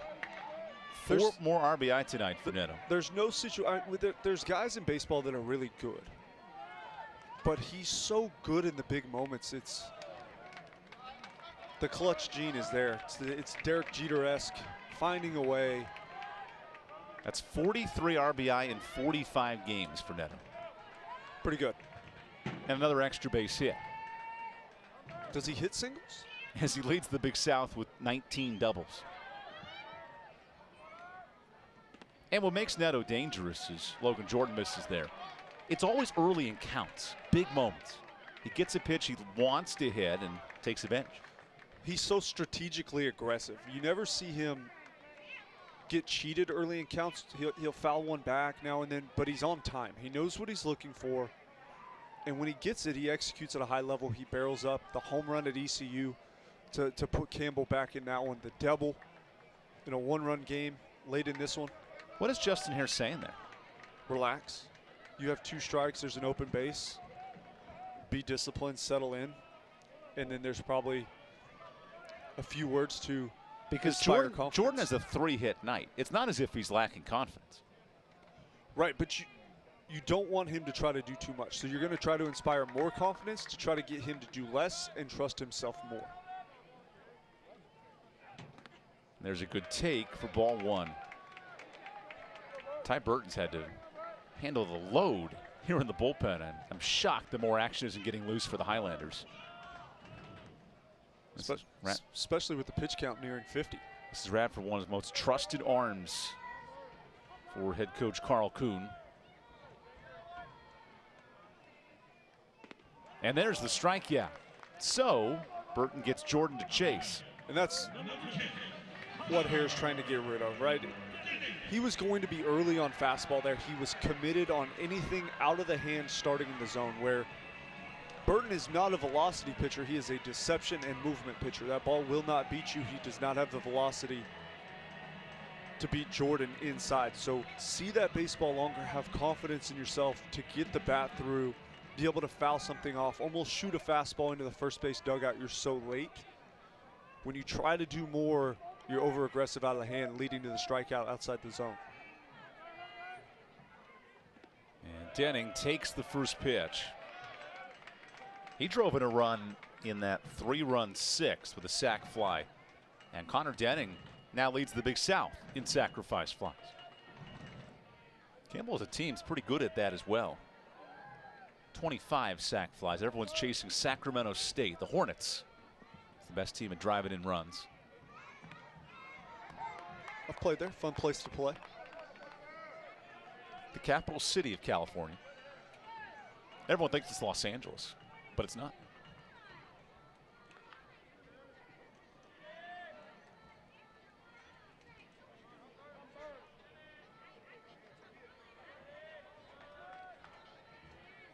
Ty Burton has slowed this game down, trying to escape the threat.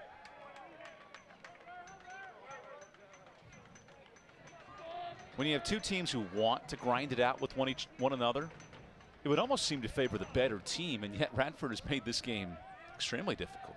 Well, and that's when it comes down to is don't play to your opponent's weakness. You always have to play to your strength, no matter what it is. Even if it's their strength, you're going to be most confident in what you do well. So commit to it, trust your stuff, see if it's enough. Sometimes it is, sometimes it's not, and live with the consequence. A Campbell team that trailed 5-0 in the bottom of the second. They erased that quickly. The Julian Rojas home run put Radford back in front, and the Netto, he did the same on an RBI double. So we're trading leads here in the 7th inning. And Denning works the count full. It's a really good take by Denning. Great pitch from Burton. Out of the hand, that pitch looks just like an outside fastball, loses the bottom as it falls below the zone, and really a tough take for a left-handed hitter.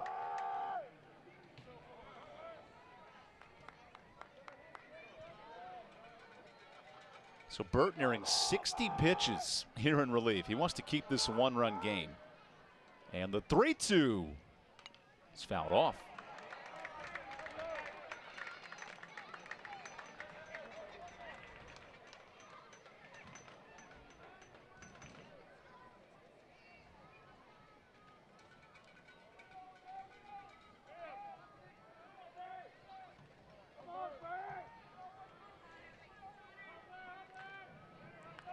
Two runs on 2 hits in the inning.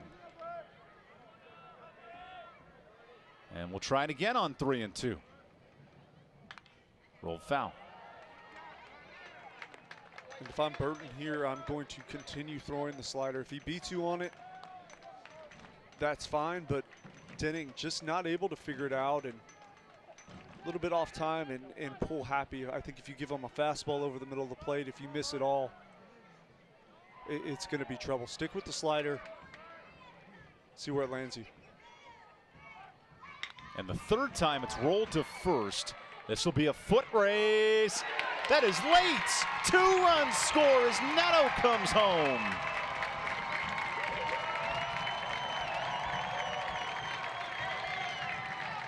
Well, if you're a young baseball player watching from the house, that is what hustle out of the box looks like.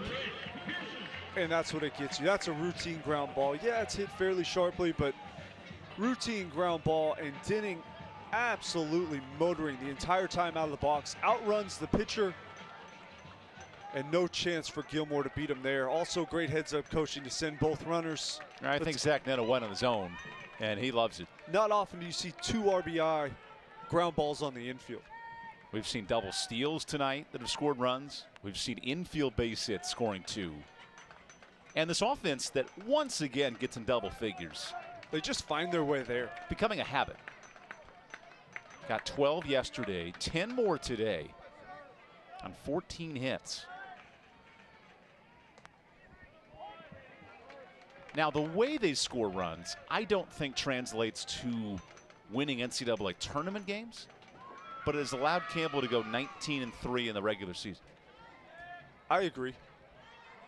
At times. I think NCAA tournament games, I think they're a 5-6 run offense. Because the athletes are better. I mean, nothing against Radford, but they were simply outran by Denning on that play. He outran both players. That's all that was, is just out-athleted them. I think in the NCAA tournament, probably not the case. That's fouled off by Drake Pearson. And we've seen with Connor Denning, he hits .212 against non-conference opponents. Hits .425 in the Big South. Clearly he's developed, but it's been a struggle for him outside of the Big South. It has. I think he's better than the non-conference clip he's hitting at. I think he's probably a 250, 270 hitter. But off to a rough start. A lot of that non-conference schedule was early in the season as well when he was struggling. Has seemingly found his groove since then. But I think probably 260, 270 is where I figure him in against elite level arms.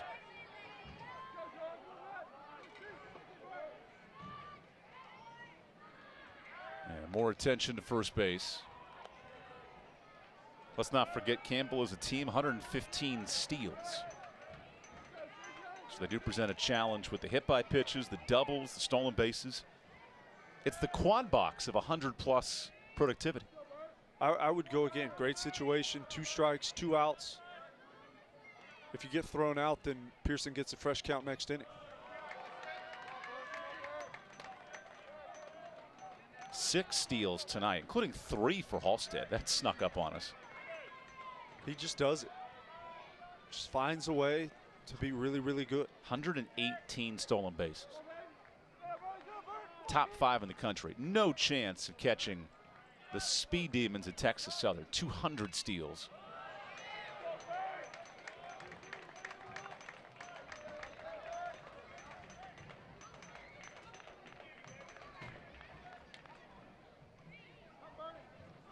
I mean, at some point, if you're Radford, because, and I'll give Burton all the credit in the world, he is taking a beating out there in the bullpen. 100%. By design, probably.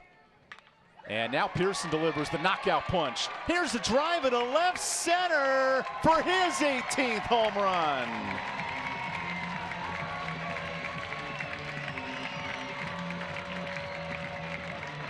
And that's nothing more than a case of a really strong hitter and a pitcher with nothing left in the tank. 2 strikes, hung breaking ball, probably the worst pitch of the night. Pearson doesn't miss those. The 100 club got a bit bigger there. The Camels continue to drive the ball out of the park. And they're not wall scrapers. I mean, that ball is crushed, but I agree with your point earlier, Burton, as you can see. I mean, literally before that pitch, we're talking about Burton just throwing whatever he had There's left. nothing left. That breaking ball had nothing to it. It didn't break.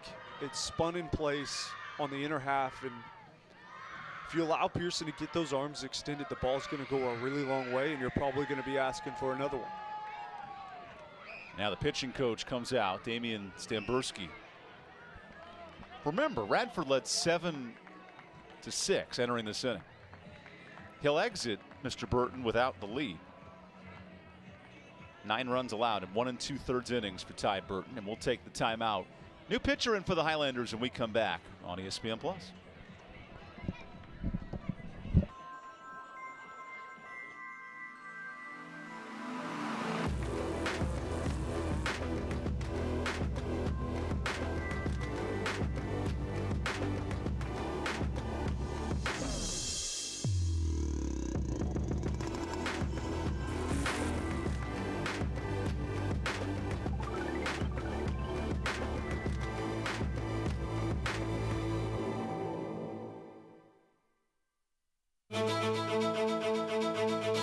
We are not merely an institution of higher education. We are transforming lives and empowering students to become leaders. Leaders in our communities. In our state and throughout the world. Leaders in innovation. Leaders in service to our neighbors. Join our movement. Join our community. Join our mission. Lead with purpose. Lead with Campbell. Big things are happening this year across the South, from the mountains to the coast. The fast are getting faster. The strong are getting stronger. And the best is getting better. Get ready to raise your expectations. Get ready for something big. Ingalls, a proud sponsor of Big South Sports. Let's look at some home runs. There's Zach Netto, 420. And then Drake Pearson follows suit. Oh, how can we forget about Rojas? Big poke out to left field.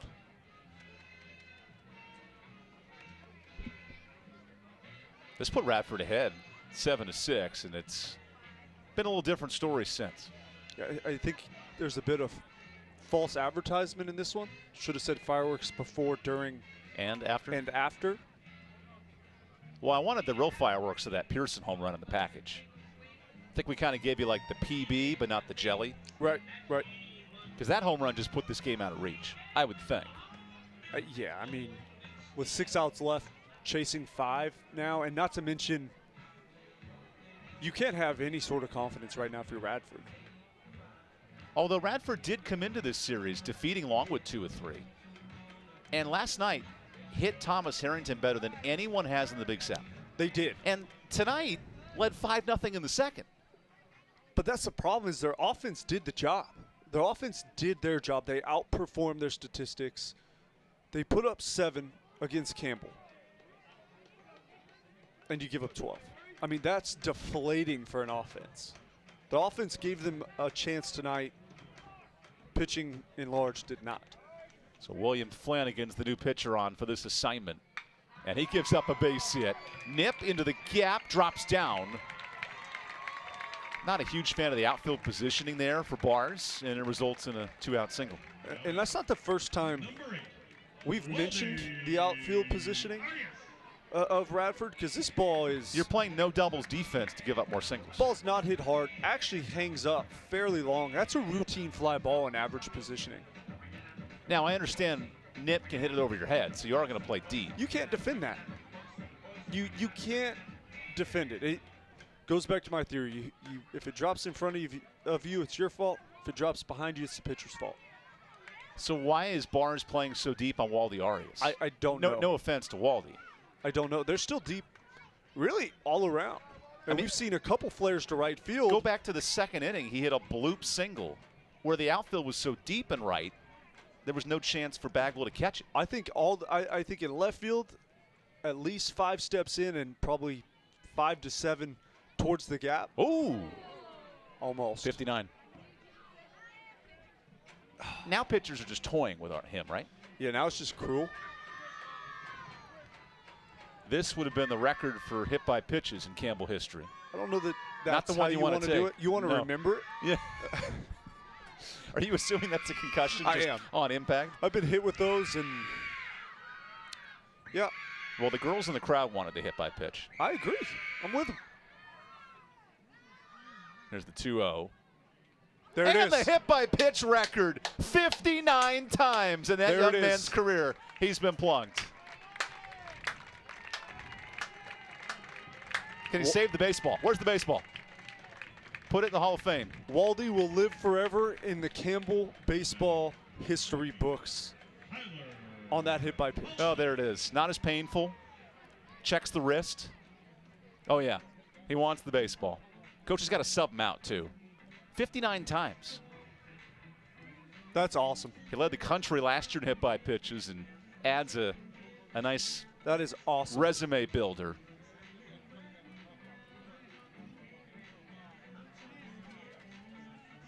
There's not a more Campbell like award. The leading career in hit-by-pitch leaders. Waldy Arias, 59. Jimmy Brenneman, 58. And that'll stand in history. That's awesome. I love it for him. Huge moment.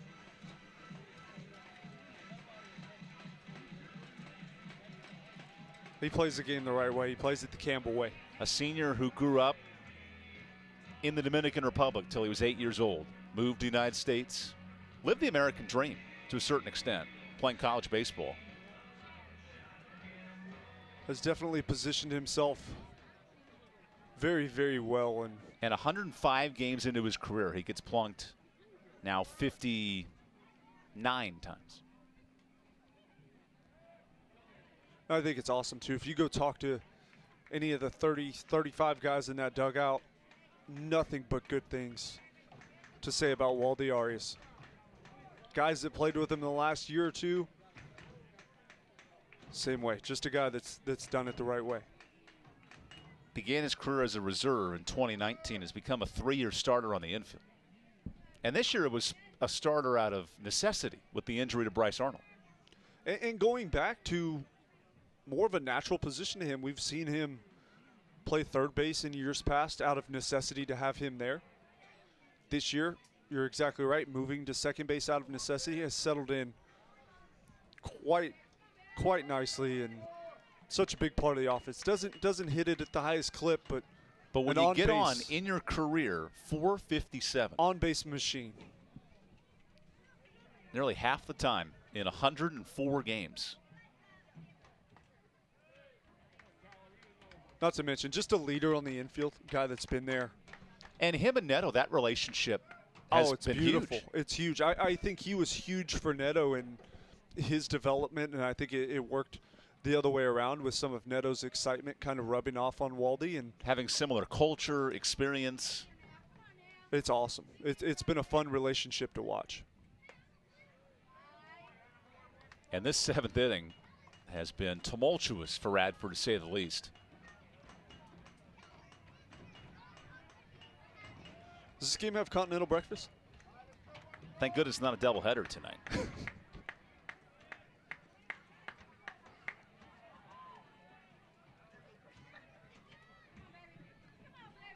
So here's the 2-1 and a little look back. Why doesn't he throw it? Because you have the noodle. The noodle move is going to, because with the huge lead that Nip is imploring, you are daring the pitcher to throw it.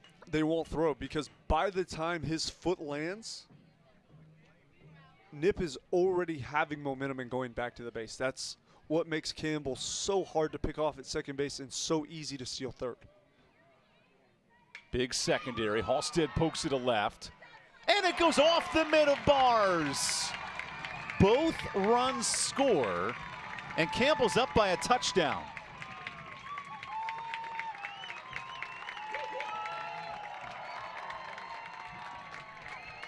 E7, question mark?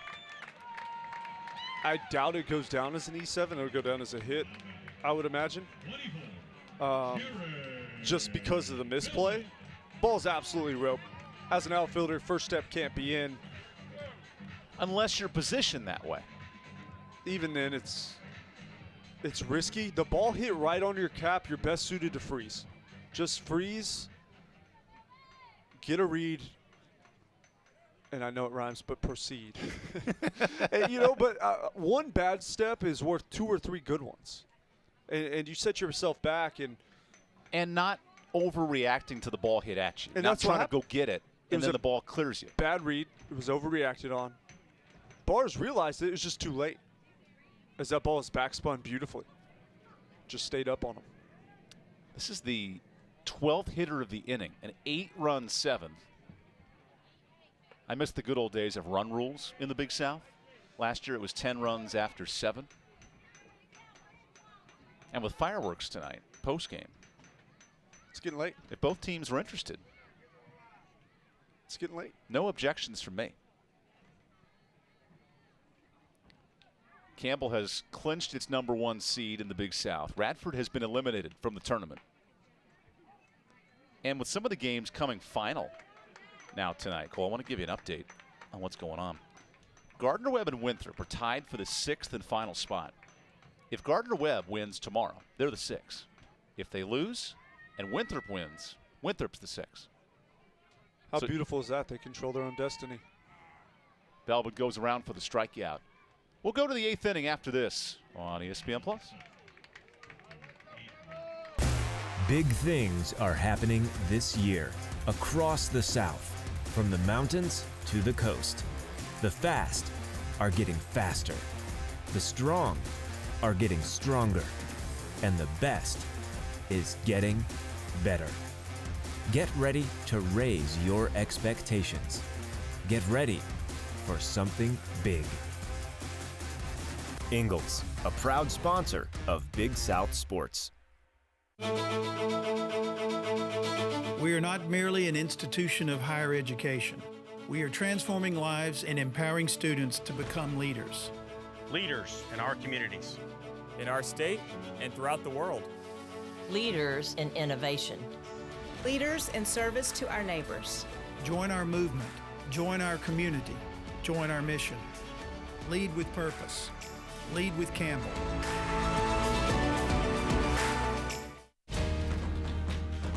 The world needs more thinkers, more doers, listeners, and leaders. It is our mission to create and nurture students who are responsive, a future that is resilient, and Highlanders who are real. This is Radford University. So the new arm is Ryan Chassie out of the pen. And you mentioned, Cole, you'll learn a lot about how Tyler Robinson approaches this game by who pitches.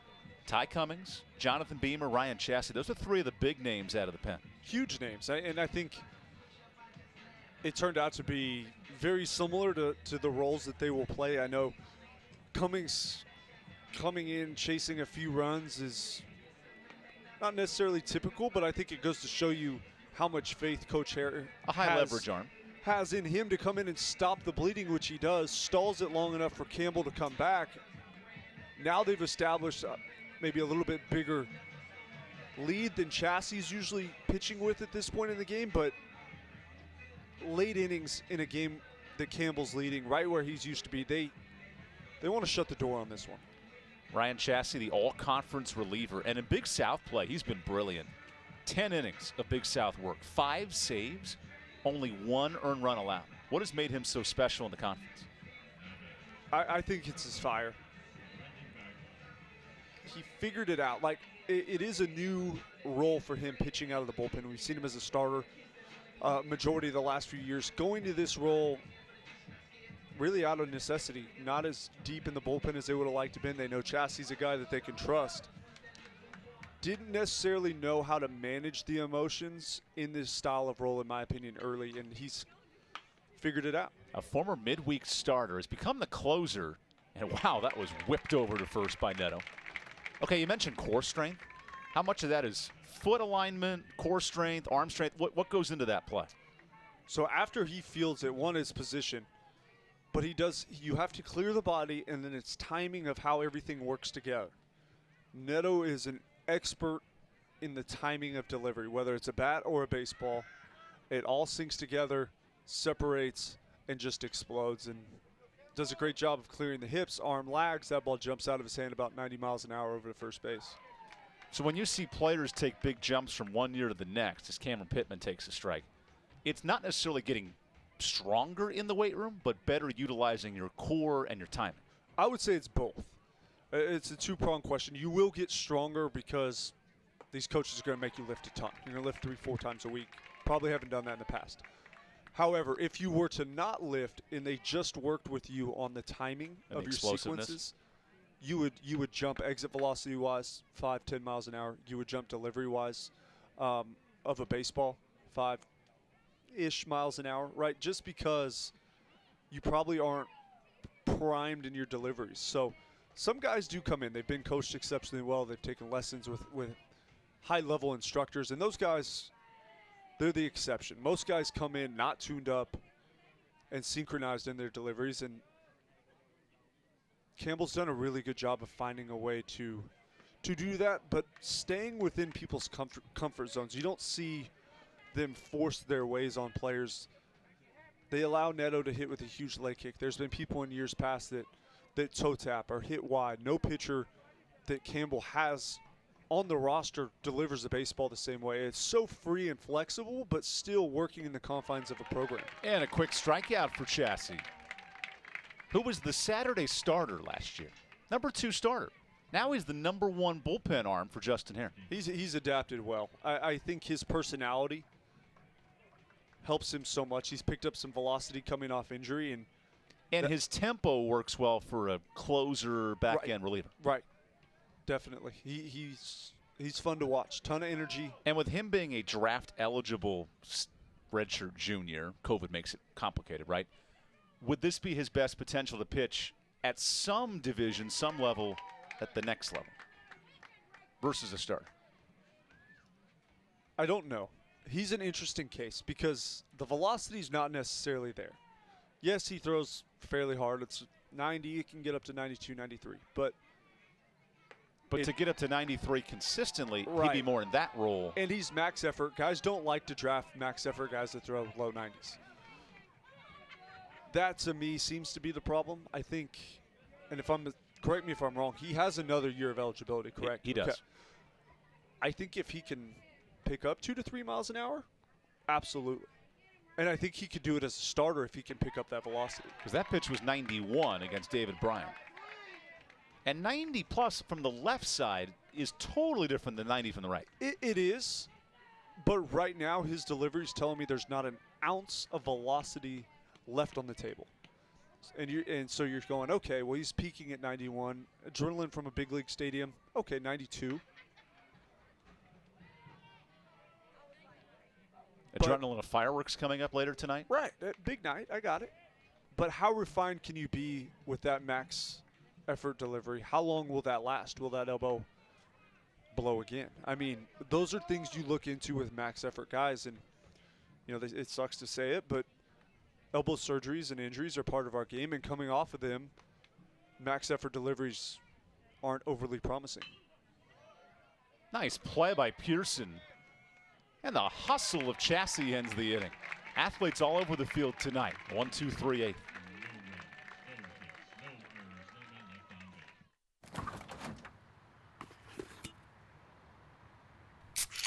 Well, folks, it's only 8 a.m. and it's going to be another hot one. Today's high is 85 degrees with lows ranging in the upper 50s.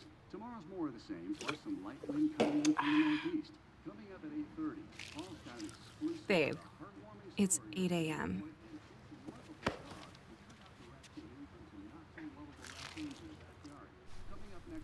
Fried chicken, better with Pepsi. Whether you're a contractor or do-it-yourselfer, Sunbelt Rentals is committed to making it easy to get the tools and equipment you need. With a vast network of locations across the U.S. and Canada, no one brings more yes to your project. Our broad inventory and dedicated team of experts makes equipment rental absolutely available, positively reliable, and unquestionably easy. Visit sunbeltrentals.com to reserve your equipment or find a location near you. It's bow time. The workday might be ending, but your family's hunger is still gearing up for the night shift.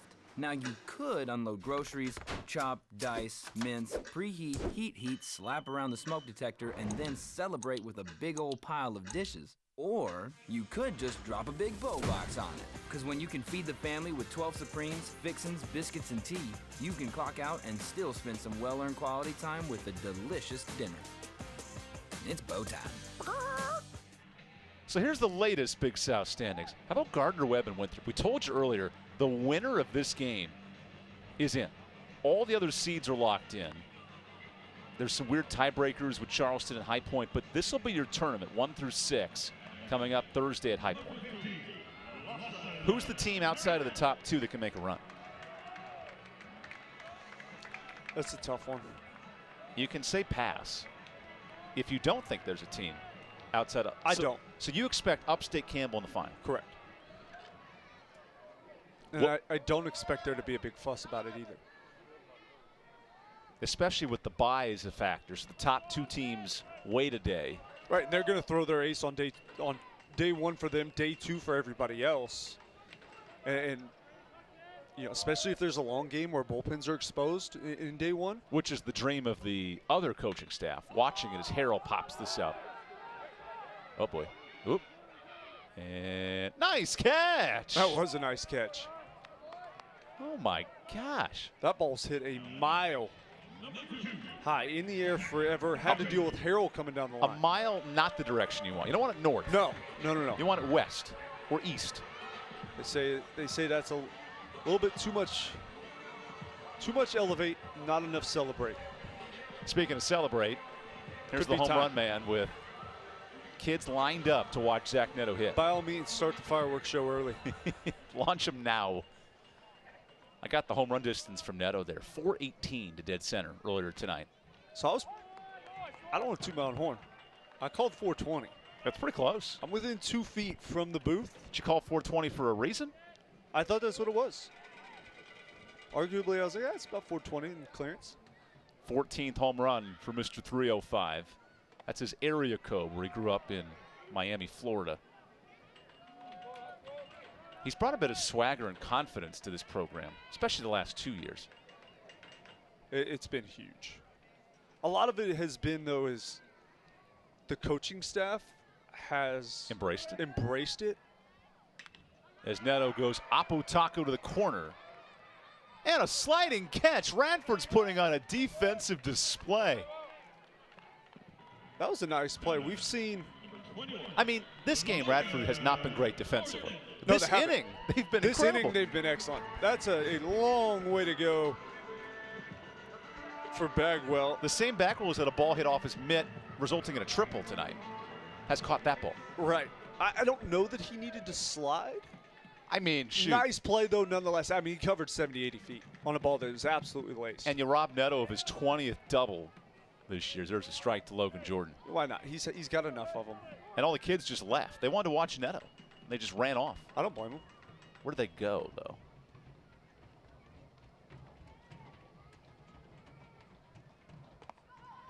I will admit this game is 3 hours and 40 minutes in.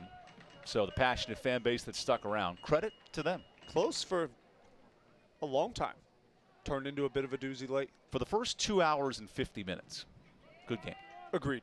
The last hour, not so much. Campbell has scored 8 in the 7th. If you came for a pitcher's duel, you came to the wrong ballpark on the wrong day. And if you came for long quality starts, tomorrow is not the day to be here. Right, don't come. If you came to watch watch players throw every inning and get different guys in the game, tomorrow's the day to be here. Right, home runs. I would imagine there's going to be some long balls tomorrow. That'll be the final day of the regular season. Campbell has clinched its spot with a win tonight, 20-3 in the conference. Radford with a loss will drop to 8-15. We showed you earlier, 5 of the 6 teams are locked into the tournament. Who's the more dangerous 6 seed, Gardner-Webb or Winthrop? Probably Gardner-Webb. Por qué supuesto? I think they know what it takes. And I think they've done it recently enough to have some guys around that can tell the other guys that haven't been there, this is what it's going to take, this is what it's like. How about this drive into the gap? And Radford's defense really busy in that 8th inning. We go to the 9th here in game 2. Campbell up by 7. In sports, we are used to an even playing field. Unfortunately, off the field, court, track, Coast. not all people are treated fairly. In the Big South Conference, we commit to using our voices to oppose injustices and inequalities. Join us as we champion change towards ensuring even playing fields in and out of sports. The Big South Conference. We're allies. We're advocates. Where winners are made.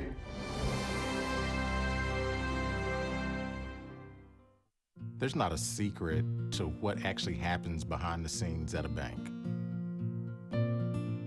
Here at First Citizens, we're trying to educate the client in each step of what's actually going to happen and actually have them make the educated decision around what steps and what options they utilize.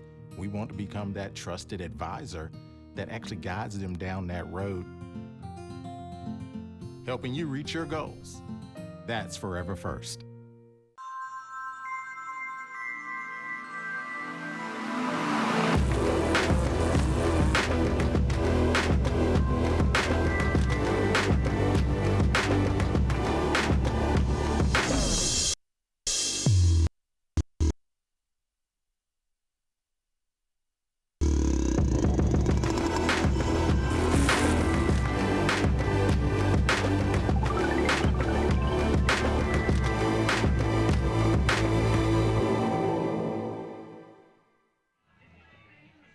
So Campbell leads 14-7. As you can tell, circle the middle of your screen for the offense. Radford jumped out early. And if you came for offense, you watched the right place. Correct. Pitching and defense, not as much. The damage in the middle innings to me, so impressive. Campbell searches for a 7th straight win over Radford. And Ty Dooley watches a strike. A Highlanders program that has come off a series win, but in danger of possibly getting swept for the 3rd time in the conference, and that has been the undoing of Radford. A Campbell team that, with this win, will earn series victories in every conference series. I don't care what conference you're in. That's hard to do. Yeah, it's incredibly hard to do, to not drop a series on any given weekend in conference, and especially when you play the number of games that they do in the Big South Conference. Incredibly impressive. The Camels will move to 20-3 with the victory. That's in conference play. Coastal Carolina set the all-time record back in 2007. The Chanticleers undefeated in the conference. I mean, I'm speechless. That's incredible. They had years where 27-0. I mean, they had years where they were just special. Like that breaking ball. Coastal won 7 straight titles from 07 to 13. Campbell's won 4 straight. Now 7 is like 2 full recruiting classes of dominance. And then some. A ton of filler pieces. And you're talking about, with that kind of dominance, you're getting 90 to 95% of your choices in recruiting correct. I don't know how head coaches are so good at betting on high school kids. I mean, especially in baseball, where the scholarship math is difficult, finding the right kid can be challenging. And it's not only talent. I mean, you have to find a kid that's willing to come in and fit your culture. And get up at 6 in the morning and get paid nothing to do it. Right. And have to be a student. It's incredible. Whereas a fully funded athlete may have more incentive to work because they're getting fairly compensated for their work. Right. Somewhat fairly. More fairly than baseball players. I mean, I won't give away names, but when I played here, some of the best players in this program were walk-ons. They were getting paid nothing to come to practice 4 or 5 hours a day, go to study hall, go to weights in the morning. How about that breaking ball by Chassie? And more impressively, too, it's the fact that not only can it be consistent winning, it's dominant conference runs the last 4 years. Dominant. They found the recipe. Coach Hare, I had him early on in his career, and he's infectious. You want to play for him. You want to go to battle with him. Shoot, if he woke me up at 2 a.m., tried to get me to go lift weights, I'm in. You're going, Coach, I'm there. He never missed a weight session. Now, Justin does get up at 5:45 at the gym, and he's there working out. Early bird. Always was. He had us up before the sun, but he never missed a weight session. He's in there with the team grinding day in and day out. He's going through the struggle that you're going through. And he's just gotten better every year since, and I can't give enough credit to him. Adam Morris with the final pop-up of the night. And Zach Netto's there to make the catch. Had us all fooled, but Netto secures a series win in every weekend of the Big South play. The Camels dominant offensively, moving to 20-3 in the Big South. Campbell's pretty good.